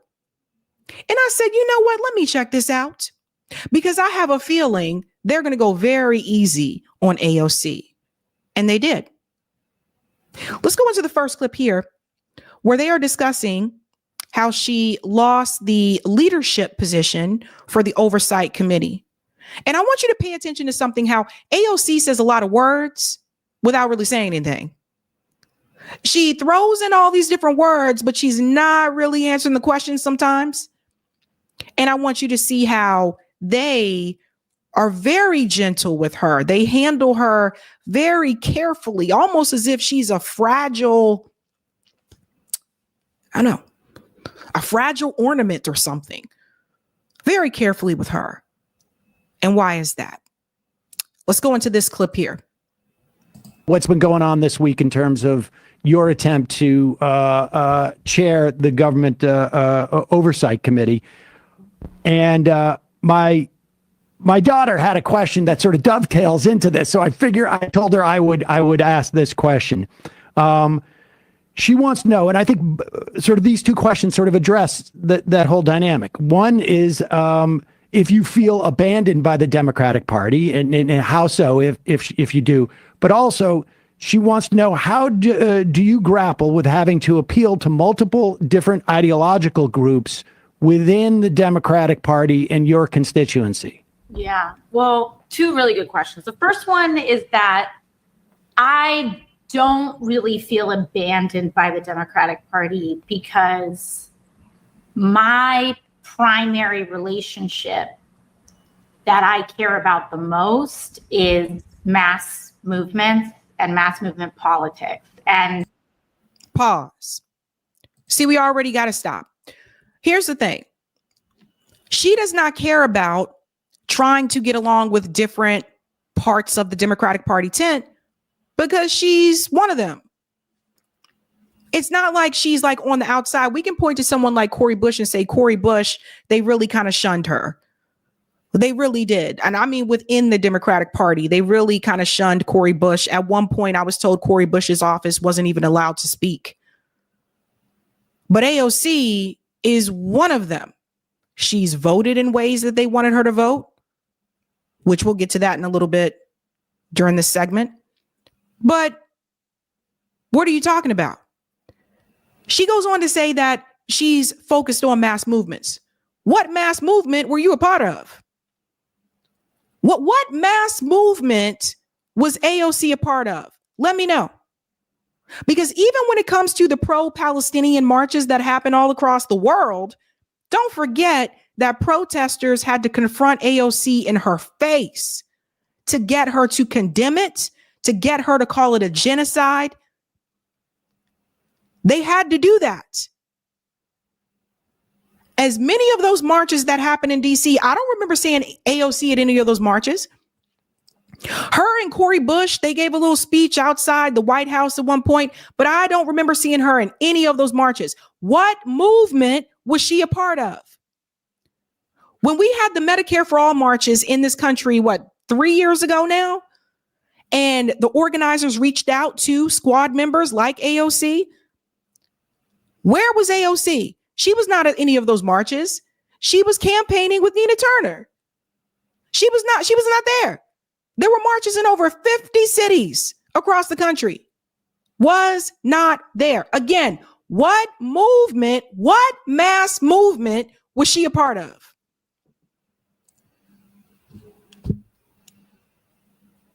Because they're not going to ask her that. You know what I mean? It's just very simple right there. Part of my job and my role exists forever in this tension point between mass movements and everyday people and the establishment of the Democratic Party. And so that is always like, as long as I exist as a person, I am going to be in this waypoint between these two forces. And what I'm always trying to do is open the windows of possibility for people in the Democratic Party. And so I don't feel abandoned because my job is not to try to gain personal acceptance. My job is to try to build power for the working class. You don't feel abandoned because you decided to join them. You decided to go along with them. She's not trying to make personal. Didn't she try to make a personal relationship with Nancy Pelosi? Didn't she try to get along with Nancy? Didn't she change her position from protesting in her office to going onto The View and saying she's Mama Bear? That's Mama Bear right there. You don't mess with. And Mama Bear stabbed you in the back. Because the reason why so many people voted against her for that position, for the leadership, the oversight committee, is because Nancy Pelosi told them to. So now she's trying to pretend like she never tried to go along with anybody in the Democratic Party. And the thing is, Emma and Sam know this. Emma and Sam know what AOC has been doing. And they just sit there because they want to maintain access. And that's what this is really about. They don't want to push back on AOC the way that many of the rest of us would, because they want to continue to have access to AOC. There's a reason why she's on their show and she's not on anyone else's show. Of all the things that AOC has done throughout 2024, whether it's the way that she has voted, whether it's the webinar that she did where she conflated Zionism with anti-Semitism, whether it has been the way that she has criticized and bashed people who wanted to vote third party and didn't want to vote for an administration that was a part of a freaking genocide. After everything that she has done just this year, we didn't even go back to the other years, okay? Because we can go all the way back to the Iron Dome votes. We can go all the way back to that, the Capitol Police vote. We can go all the way back. But just this year alone, there is no way that if AOC comes onto your show, you should be soft with her at this point in time. But AOC knows that they're going to be that way. That is why she's there. There's no way. There is no way at this point in time anyone can seriously sit up here and buy what this woman is saying. And I get so frustrated because I'm sick of this. I'm sick of the bullshit. You can't tell me that you can, after everything that this woman has done, that you don't understand what AOC is trying to do. AOC is looking out for herself. Looking out for herself. You want to talk about being a part of the working class and helping the working class movement. AOC didn't even endorse Cori Bush, fam. These are the things that people forget. AOC didn't even endorse Cori Bush. So let's not even go to, you know what I'm saying? It's not just about the way that she voted on that anti-Semitism bill. That's one thing. That's one thing. There are all these other things that she has done. And I'll tell you this as someone who lives here in Massachusetts. I want to be very clear. You don't get an internship with Ted Kennedy just because you're good in school, just because you have good grades. Those internships with senators are very hard to get. And you can be a straight A student at Boston University, honey, and not get that position. You following me here? Pay attention to this. And so I feel like you have to know when to select your battles and when to force the question. And I ran to win. I always run to win. I don't pick fights that I think are losing from the jump, even if they are long shots. But I also felt like this was a win-win situation. And I felt like it was win-win because you win it in a literal sense. We're able to wield this seat. And I think I genuinely ran because I thought it was what was best for the party. And I think it was what was best for the country. And I think it was what was best for people. And that's why I did it. But I also think that it is clarifying. And sometimes when you force this question, it allows us to take measurements about where we are at. And not in a binary perspective, not just in a binary perspective either. It's not just that we won or that we lost. But even in losing, I don't think anybody in the party thought that it would be this close at the start. This is a race among, by definition, Democratic insiders, only among other members of Congress. And this is typically an environment where people like us get crushed. And the fact that it was this close, the fact that some of the most, established and powerful elements of the party had to mobilize to make, to make this result, happen, that we, people were hot on their heels, I think is a very good sign for us. It's a very good sign for her, because the reason why it was that close, that shows that AOC has become that much like the establishment Democrats. That's why. That is why it was that close. Because they are seeing her go further and further away from her grassroots base, go further and further away from the socialism, from the democratic socialism. Don't forget that DSA unendorsed her this time around. Now, the New York chapter of DSA continued to endorse her. They're suspect as hell, though. We can go into that another time.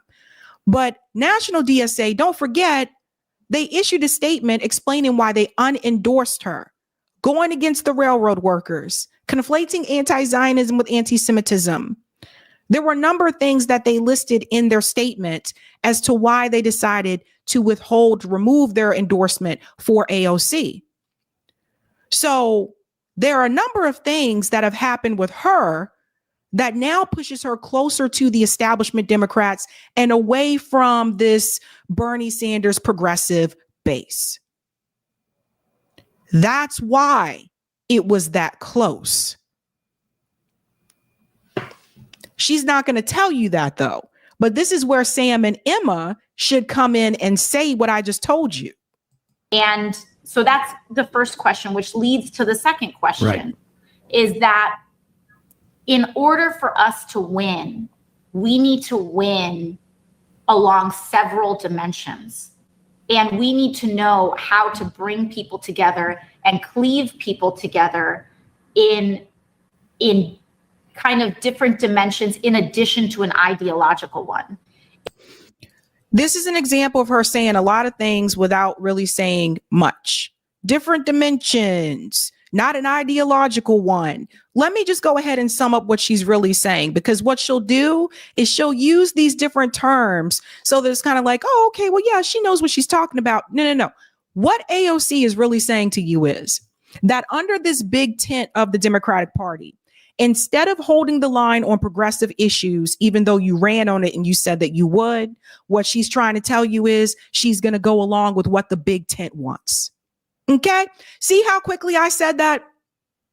See how quickly I was able to say that? And she's taking all this time and going all the way around the world to tell you what I just told you.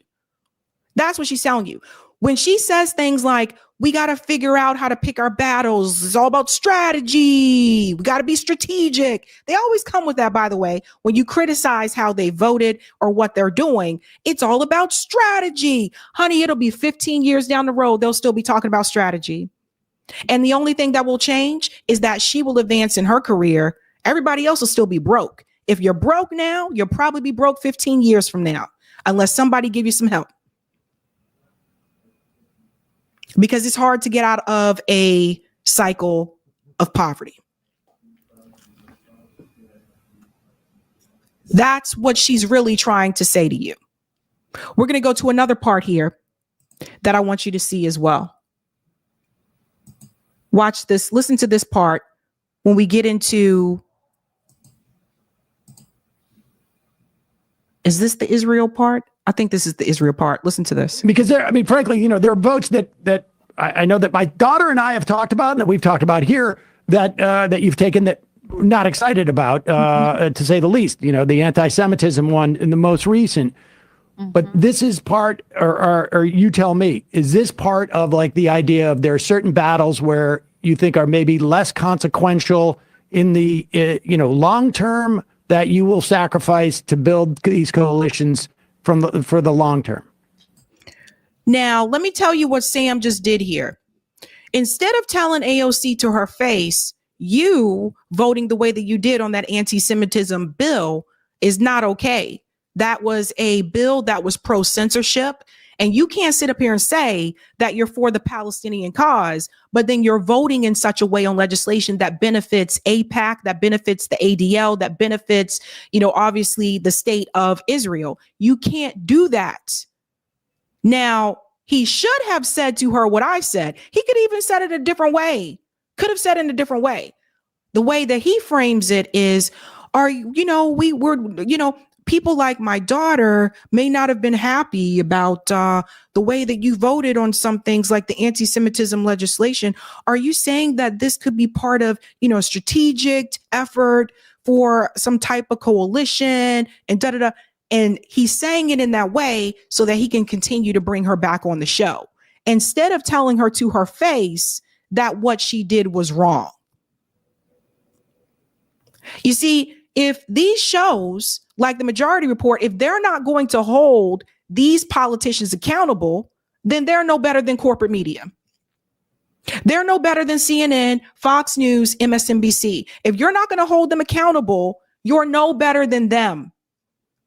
And what I have noticed has happened over the time is that, particularly when it comes to politicians, we'll just keep it with the politicians, particularly when it comes to politicians, a lot of these shows that say they're independent, etc., on YouTube, they will say one thing on their show about what this politician did. But then when the politician is on their show, they never express it to them that way, because they want to continue to maintain access.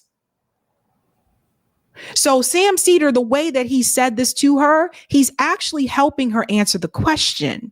So are you saying that this is a part of, a broader coalition? You want to be strategic? Da-da. He's helping her.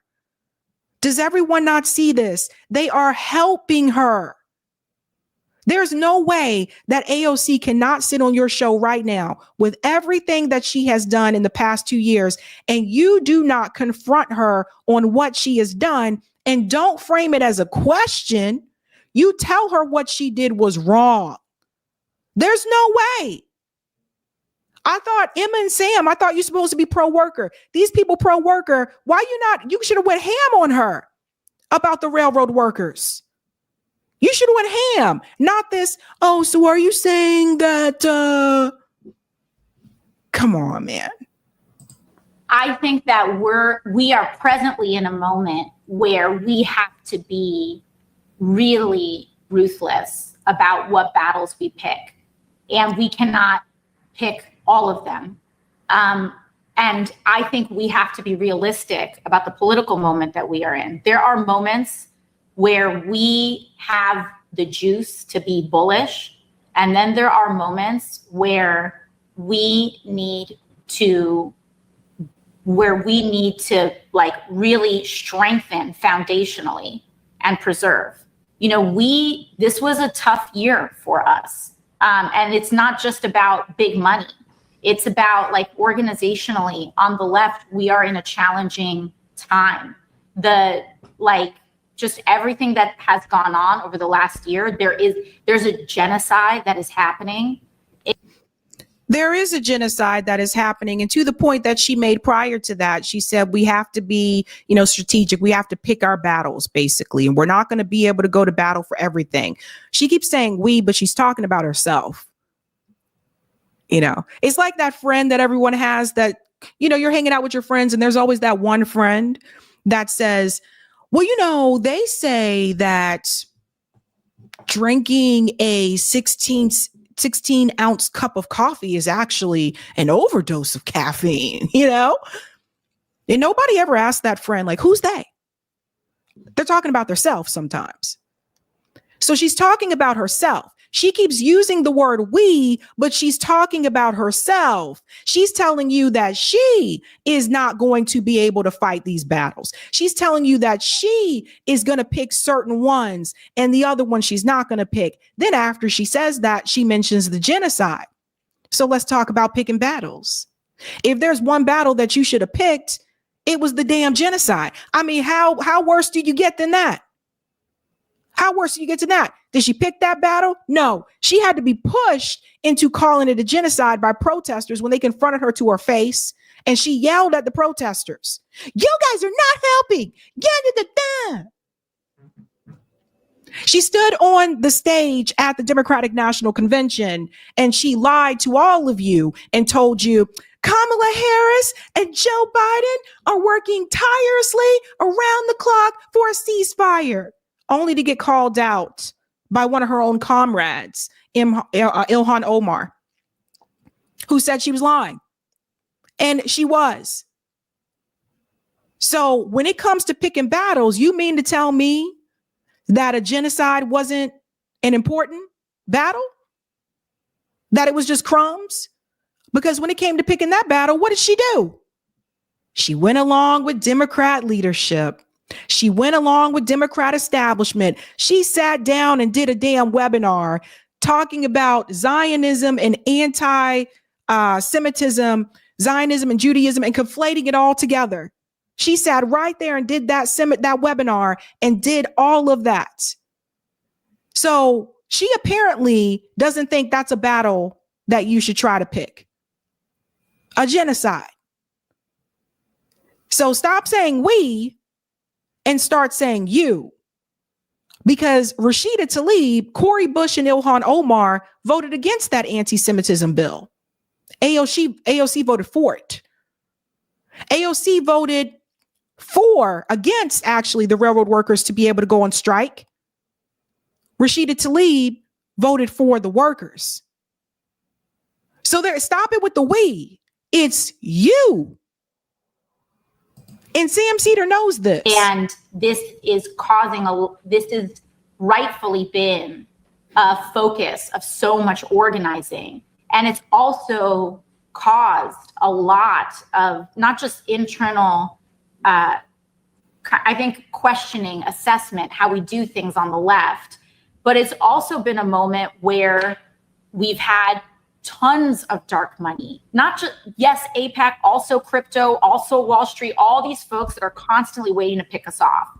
And so, I think that for this purpose, when we make sure that we fight like hell on the material things, like I vote consistently on withholding weapons, offensive, withholding funding for offensive weapons.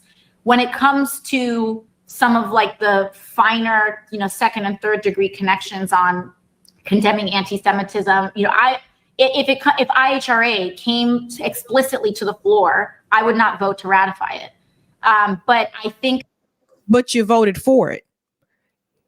You wouldn't vote to ratify it, but you voted for the legislation. So why would she do that, ladies and gentlemen? Because she wants to have an end with Dem leadership. That's why. She voted the same way that they voted for it. I told you the three people who voted against it: Rashida Tlaib, Cori Bush, and Ilhan Omar.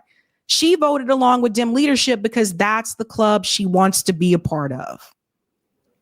So if you tell Sam and Emma, if it were to come to the floor, oh, I would vote against it, but you voted for the legislation because you want to be along with Dem leadership, because you're trying to appease them.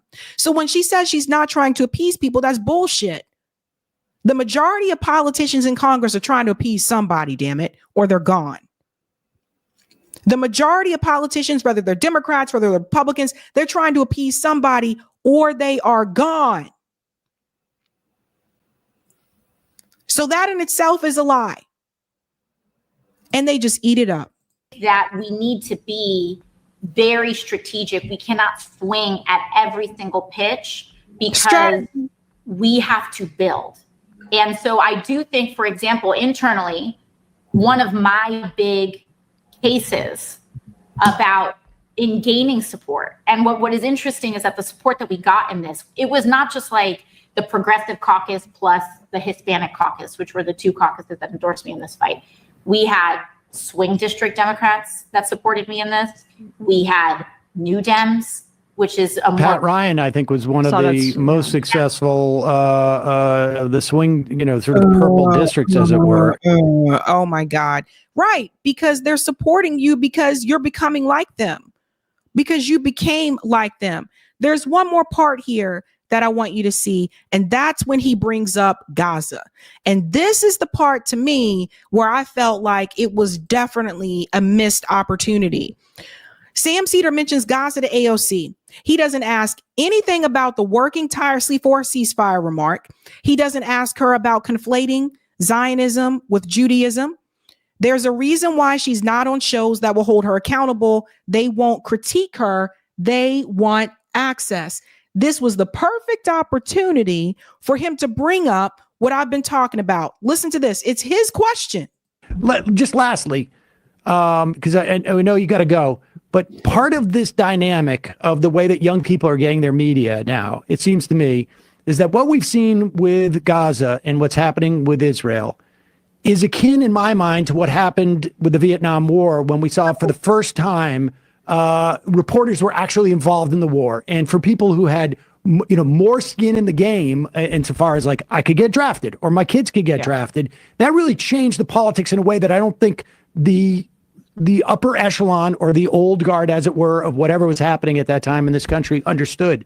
And I feel like that same dynamic is happening now. If you're under the age of 40, what's gone on in Israel is in Palestine and Gaza in particular, obviously, and the West Bank for that matter, is very different from your perception if you're over the age of 40 because of where you get your media.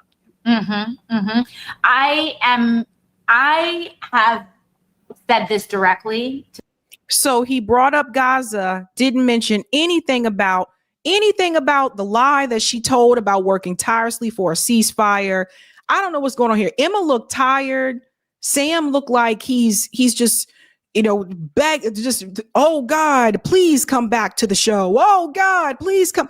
I mean, this is just, it's sad. It's really sad. And I have to tell you something.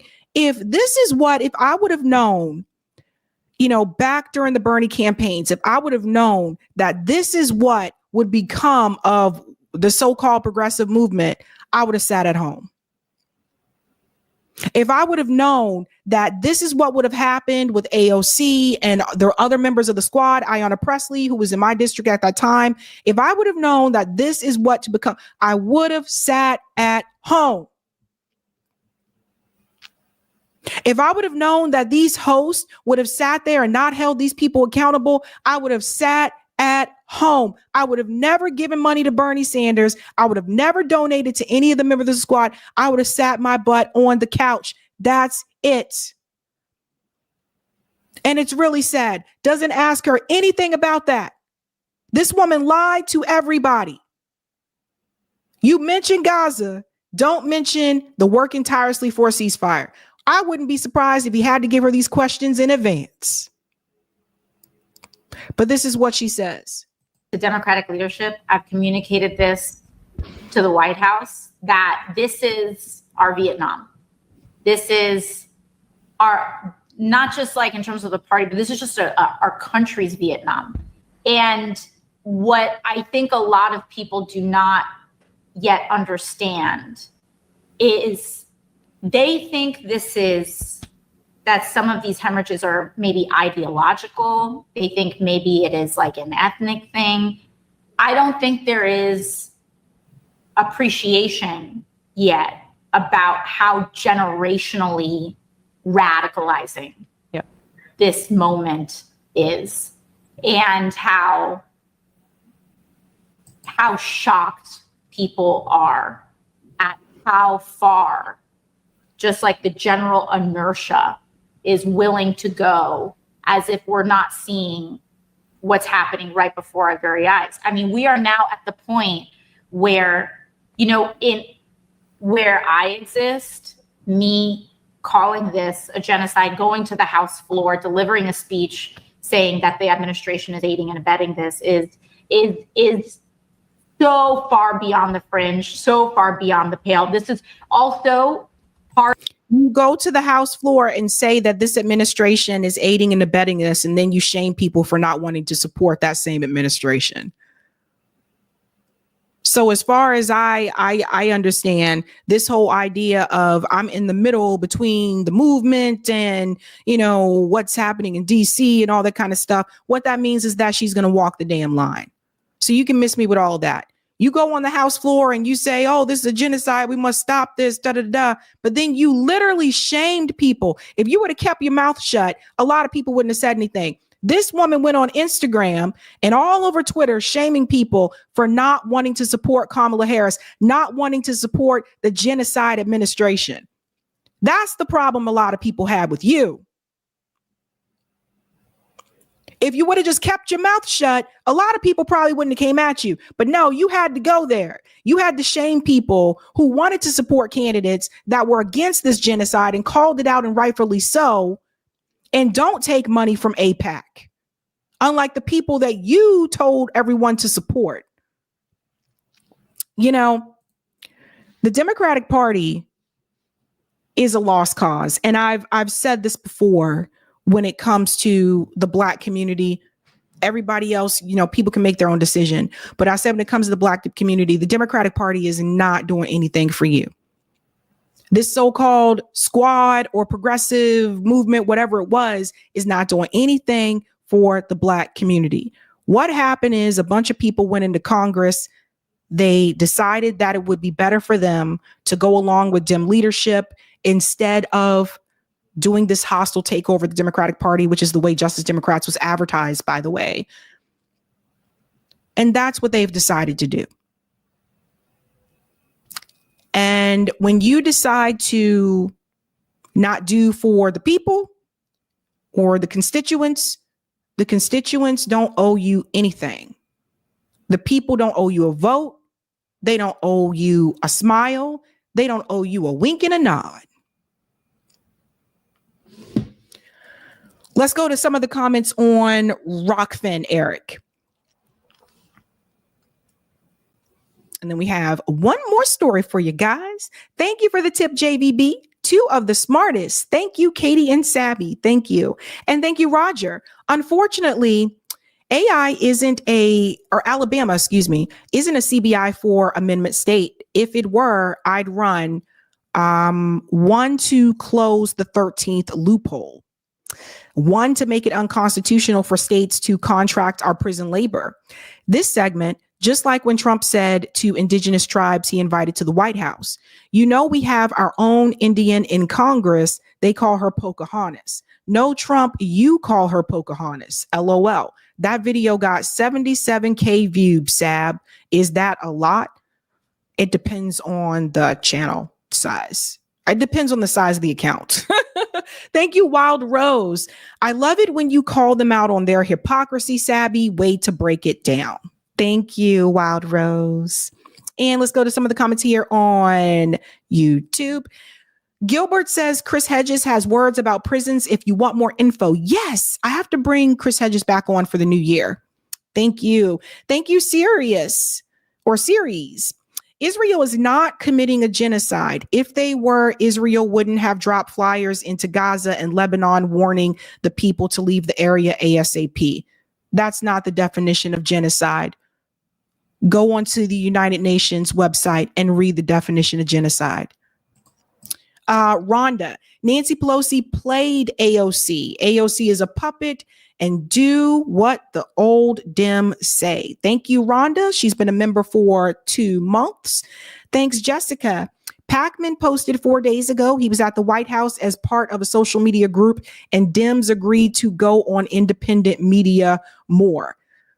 Why is David Packman at the White House?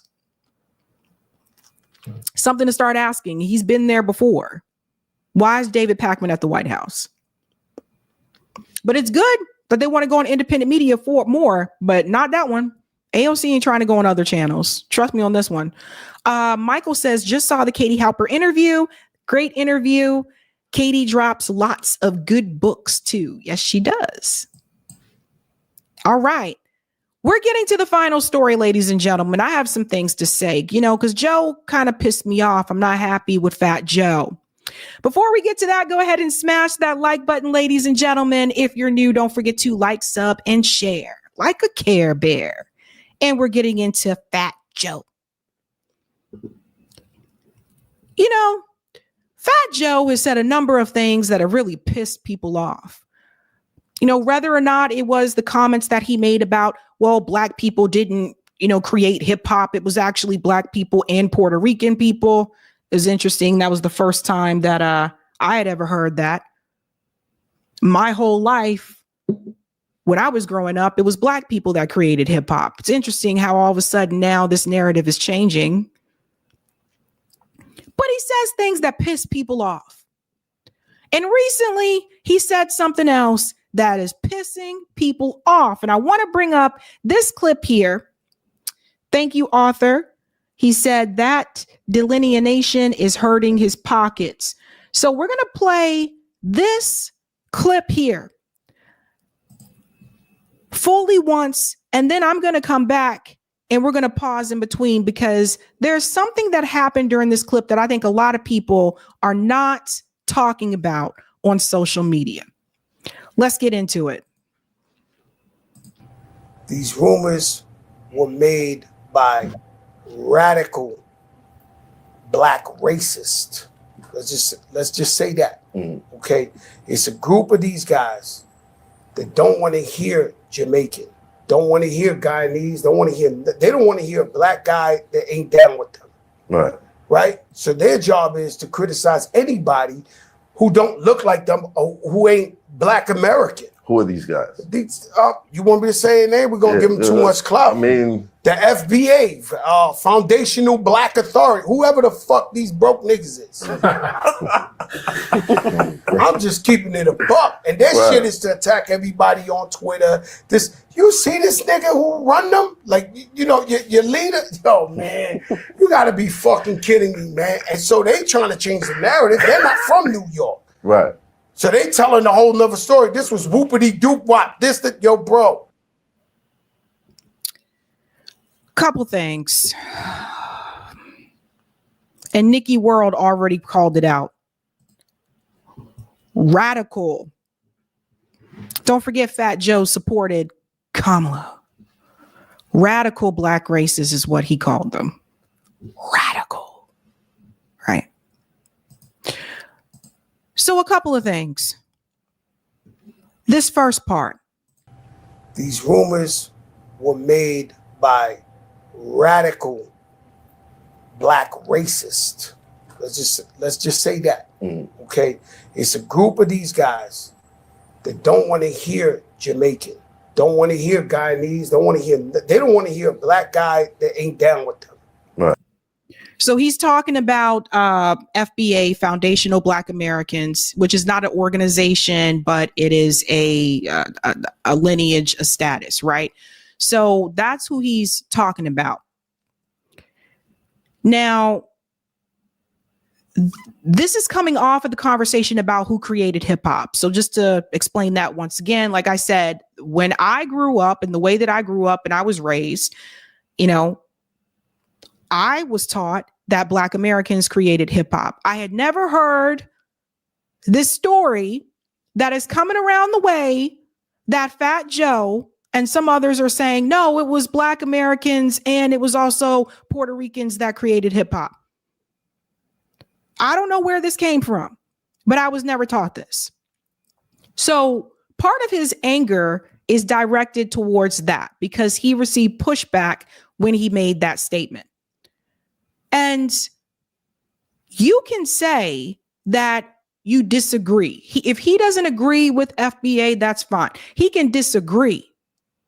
But Fat Joe's, his attitude and just how comfortable he is with the way that he talks to the Black community is very problematic for me. Fat Joe's not Black, for people who are not aware. Fat Joe's a rapper. He was buddy, like I think it was him and Big Pun and all that stuff back in the 90s. I haven't heard a Fat Joe song recently in probably a long time.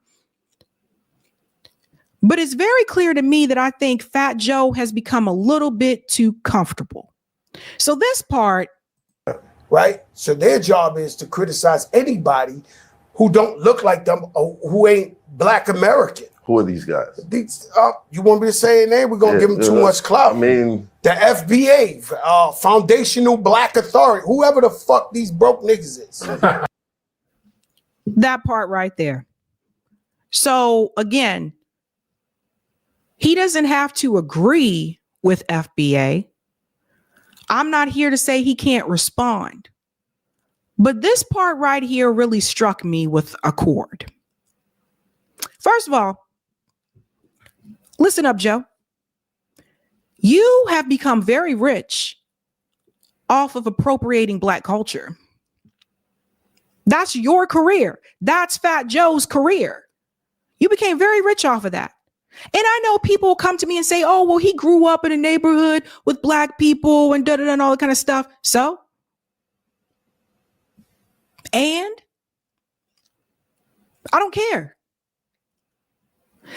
That part right there, when he said broke, they're a bunch of broke. First of all, how does he know that they're broke?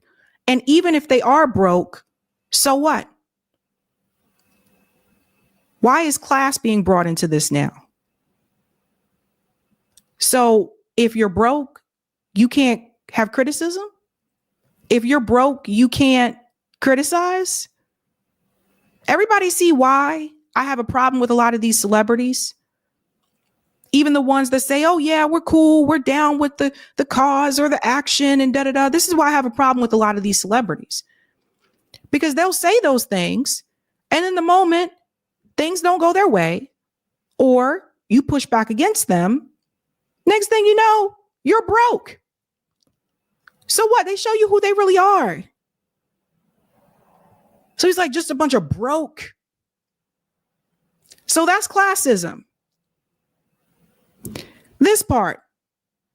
I'm just keeping it a buck. And that shit is to attack everybody on Twitter. You see this nigga who run them? Like, you know, your leader? Yo, man, you gotta be fucking kidding me, man. And so they trying to change the narrative. They're not from New York. Right. So they telling a whole nother story. This was whoopity doop wop. Yo, bro. These rumors. The other thing. Why does Fat Joe feel so comfortable just using the N-word? And I know people are going to say, oh, well, Sabs, it's not with the E-R, it's with the A at the end. Yeah, I get it. I understand that. Fat Joe's not Black. I remember when Jay-Z was on Oprah's show. This is probably one of the only things I agree with Oprah on. And that was the use of the N-word. And Jay-Z told Oprah, he said, well, we changed the word and put an A at the end of it to take the power back from the word. Okay. What other group uses a racial slur as a term of endearment? Because you see, I never liked the N-word. I still don't like it. I'm Black and I don't call people the N-word. But you got Fat Joe out here just throwing out the N-word in front of another Black guy. He's a part of the hip hop industry. And I always ask, like, how come nobody in hip hop, why aren't they checking him on this? Why y'all let Fat Joe just casually just use the word over and over? And people say, you don't understand, in New York it's like this. In New York, it's like that. I lived in New York. And I'll tell you, none of my friends that are not Black use the N-word or feel that they could use the N-word even with an A. The reason why Fat Joe feels so comfortable is because he's been allowed to be comfortable. Nobody in his space pushing back on him for the rhetoric and the things that he's using. Now, fans have said they had a problem with it. I'll show you that in just a second. Fans have said to Fat Joe, stop using the N-word, you're not black. He doubled down. I want to show you that right here. He doubled down. This is the thing that I think a lot of people aren't seeing with this. I mean, he's a little too comfortable. Fat Joe responds to criticism of his use of the N-word. See, this was 2022. It's not like this wasn't an issue before. And he went on to say, they said that Fat Joe, who is of Puerto Rican descent, is under scrutiny once again. The South Bronx rapper says that he will continue to say the N-word despite some fans asking him not to. So I'm going to say this again. So after there were people from the black community that were his fans that asked him to stop using the word, he doubled down and said he's going to continue to use it. Was that Fat Joe having respect for the black community? Why aren't any of the other rappers around him in hip hop, why aren't they pushed back on that? He got too comfortable. It went on to say here, first of all, my projects is 90%. I'll give you 80% black still. My grandmother's projects is 99.9% black, to be clear. So I'm Spanish. I knew I was Latino, but the whole time I thought I was black anyway. Pause. He knew he was Latino, but the whole time he thought he was black anyway. No, that's bullshit. So I've always had a problem with that. And that's not going to change. Because let me tell you what Fat Joe can do. You see, when Fat Joe wants to, while he's just throwing around the N-word and all that kind of stuff, I don't care if it's New York or not. I got a problem with it. I'm black. I don't use the N-word. My parents don't use the N-word. I wasn't raised that way, and I would definitely not raise my children that way. As I said before, no other racial group uses the racial slur as a term of endearment.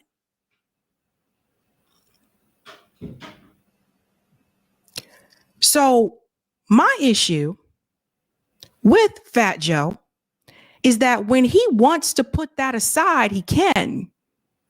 If he's filling out a form and he wants to check white, he can.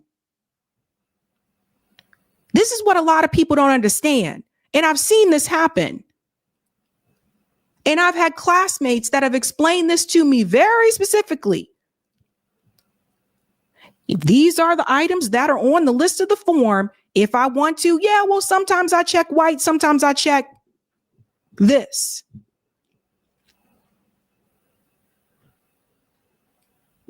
The struggle is not the same. And people will say, well, he's Puerto Rican and Puerto Ricans are mixed, but he can still check white.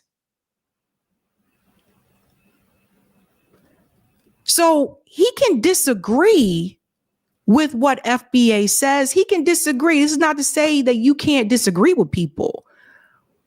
But I have had issue with Fat Joe for quite some time because I feel like he got a little too comfortable.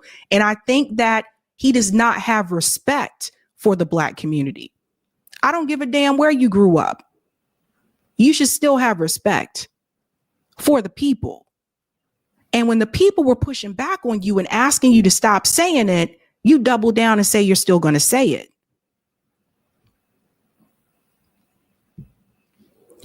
People can disagree or whatever it is, but that should have never happened. And black people, I'm saying this to you, this whole let's let other people use this word as slang, that should have never happened. Always felt that way. Have said that from day one. There is a white commentator in this space who was using that word for quite some time.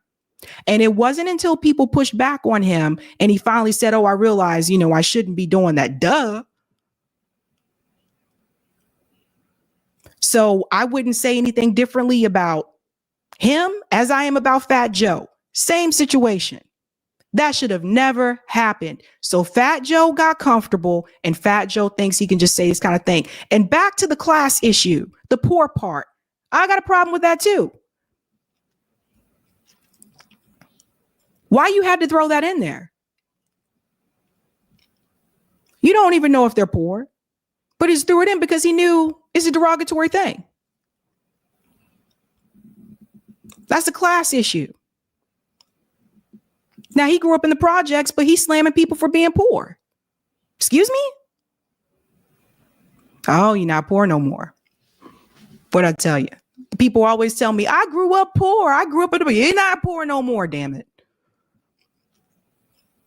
So I think that this is what happens when we allow some people to get too comfortable. And I think Fat Joe got too comfortable. And like I said, even if he disagrees with what FBA is saying, that's one thing.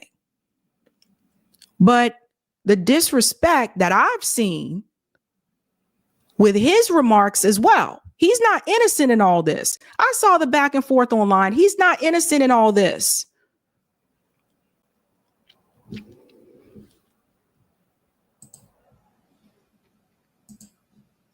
I think we have to get to a point where we stop reaching out to celebrities. I personally, have I had any? I don't think I have. Stop reaching out to celebrities. I don't know what it is. I really don't know why people. I don't know why people think they're going to get through to celebrities, especially online. You're not. Fat Joe's going to do what helps his pocket and his brand. So that's something to think about. But the way I see this, I just think he got too comfortable. And this isn't the only one. This is the first time I'm talking about it, but I've seen multiple things. Multiple things. And I'm like, oh my God, this guy is just da-da-da. I don't know. What do you say, Scott? You said Susan Sarandon gets a pass from you. I don't know, man. I don't know. I just don't. I don't put any type of hope in celebrities. And they'll change on you. They'll change up on you at a dime. And then people get disappointed. But yeah. So that's my take on that. I think some people are getting way, I don't know. Just fuck Fat Joe. Just get it. Let me go to some of the comments. Thank you, Focus. Aaron Bushnell should be in the top 15 stories of 2024. Damn, I know. There's so many. I can't. You looked at it already, didn't you? I can't add another one now. I had so many stories. Damn. You know what? I think we're going to do like an honorable mention because I can't change it now. FM said Black people, specifically FBAs, created hip hop and Flab Joe knows it. And I'm telling you, this is the first time I've heard this. Like when Fat Joe started saying that, I was like, when did that happen? I've never heard that. I was always taught, and from what I read, it was Black people. So I don't know where this is coming through.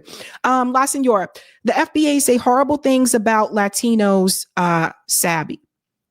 I've seen some of those statements online as well. Look, what I will say is this. I don't agree with the name calling. You guys know this. I've told you this before.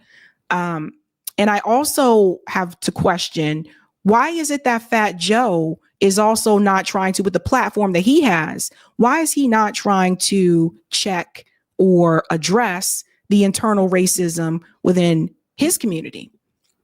Why is he not trying to address the internal racism within the Latino community? Because that's an issue too. That's how I see it. But like I said, I don't agree with the name calling. I've said this multiple times. Thank you, Sports Droppings. I'm full ADOS over 50 and I'm hashtag Team Fat Joe on this one. FBA is an online psyop. These cowards are never outside or at Black events talking this divisive nonsense. Tariq calling other Black people tethers is COINTELPRO 101. Like I said, I don't agree with the name calling. I don't agree with that. Thank you, 007 Angelo. Money AOC makes affords her every 50-cent word. SMHF. That's interesting. Be Easy said Fat Joe identifying as white on his arrest records. Thank you, Jasmine. He's disingenuous. At no point in hip hop history have we had problems with other Black ethnic groups. I mean, Biggie was Jamaican, so he really trying it with that claim. G Blue, where was the FBA when Eminem called a Black woman the N-word? Why nobody say anything or check him? Actually, I did say something about that. So I don't know what you mean, but I did cover that story.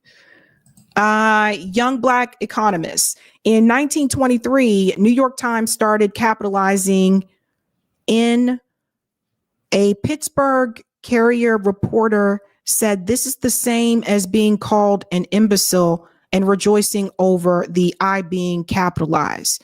I feel this way about the soft A thing. Yeah, like I said, I never liked that word. Never liked it. Thank you, Jasmine. He's also shady about hip hop origins. Yeah, Puerto Ricans were MCs and mostly DJs back in the day. Hip hop is still ours. Our influence is primary. Thank you, Sugar Free Mars. Sabby sending love, keep shining. Hello. And thank you, Tristan. Celebrities, who should care what money has to say? Thank you, Mr. Rice and Beans. Largest Rican population outside of the island in the 70s and 80s was the Bronx and took a huge part in the movement, but we come in many shades. Thank you for that. And thank you for this, George. Thank you for calling Fat Joe out. Neither he, Sonny, or AOC represent us. Love from Puerto Rico. I was watching Tim Black last night and you were on it. Bring him on your show. Oh, interesting. Thank you for that. I can reach out. And thank you, Cisco. So people are free to call FBA just Black really anything they want. Bullet magnets, baby mamas, etc. But when Tariq calls them out, now everybody feelings hurt. BS. I don't think anybody should be doing the name calling, period. That's how I see it. It doesn't get you anywhere. Where does it get us? What do we gain from that? That's something to think about. What are we gaining? Comment on Rockfin. Rocket Fin. Thank you, Roger. Joe called out LJ of Brand Nubian, saying he was the wackest of the crew. That is another way saying Brand Nubian was whack. He was just the wackest. Okay, so I asked the audience this. Remy, Pun, and Joe, who was the weakest? Not only did he enrich himself from our culture, but most came from Pun music, yet Lisa and Son were homeless. Interesting. He can give half his fortune to them. LJ said when he first saw Joe at the club in the early 90s and late 80s, he had asked, who is the white dude with the kufi on his head? He said, that's Fat Joe. He's Puerto Rican and Cuban. And then Joe came up to him admiring his music. If you can put Lord Jamas' response in the chat. Interesting. I think Eric can do that. Eric can copy and paste that. Okay. One more thing, guys, because like I said, this is the final live stream before the holidays. And then I'll be back Sunday for the this right here, the top stories. Okay. top stories. I did put the link in the chat to this survey, but I'll also pin that in the comment section. Okay. And just bear with me, guys. There's a lot of stories. I didn't want to go into 20 because if I go into 20, it's too many and a lot of people won't do it. But I need your help for the top 15 stories of 2024. I use audience participation, so you can fill out this on your own. What you'll see here is the poll. It says, please rank the top 15 news stories of 2024. Drag each news story to the desired rank position. Let me show you how that works. So if I grabbed, you hover over Luigi Mangione kills United Healthcare CEO. If I want that to be first, I would just drag it like that. If I want Biden drops out, I would drag it. Like, say if I want that to be 7, I would drag it there. So that's the easiest way to do it. So there's 15. And like I said, these are always tough for me, but this year has been the hardest because there's been so many explosive news stories that I was like, holy crap, like I hope I get as many as I can. But in the past, doing 20, I found was too much for people. So we stopped it at 15. Someone said 15 is too much. I know I couldn't even with 10, I was like, crap. But if you guys can do that poll for me, I'll have the results for you next live stream on Sunday. That'll be our final 2024 show, which is the top 15 news stories of the year. I'm also going to send this in my newsletter. So for those of you that are signed up to my newsletter, I'll send this out via that as well. In fact, I should send that tonight. And you'll get it there as well. So if you don't catch it on the stream, that's good too as well. And we can do that. And I think, yeah, like I said, guys, I really struggled here because there's been so many stories. And I try not to have any type of, I don't know. I tried not to mention someone more than once. I tried. That's hard, but I tried. So yeah, if you can help me with that, thank you. Thank you so much. I would appreciate that. And then I'll see you Sunday, 5 p.m. Eastern, and we'll close out the year with the top 15 news stories. So.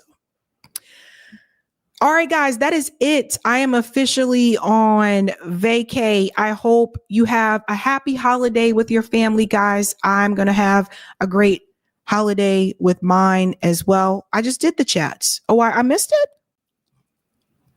Oh, sorry. Oh, thank you, Christian. This energy is coming from a documentary called Microphone Check, directed by Tariq Nasheed. It's about the origins of hip hop. It confronts lies. Yep. And thank you, Sparky. Merry Christmas, Sabby. I love you. Oh, thank you. And thank you, Jay. Merry Christmas, Sabby. Enjoy your time with the family. Thank you. I enjoyed that. Okay. You'll see videos uploaded throughout the week. I know the interview with Professor Richard Wolff will be tomorrow. So some things were recorded and they'll upload throughout the week. Other than that, guys, I'll see you live again next Saturday to close out the year. And thank you, Eddie D says, have a great holiday, Sabby. Thank you. All right, guys, have a good night and keep up the fight.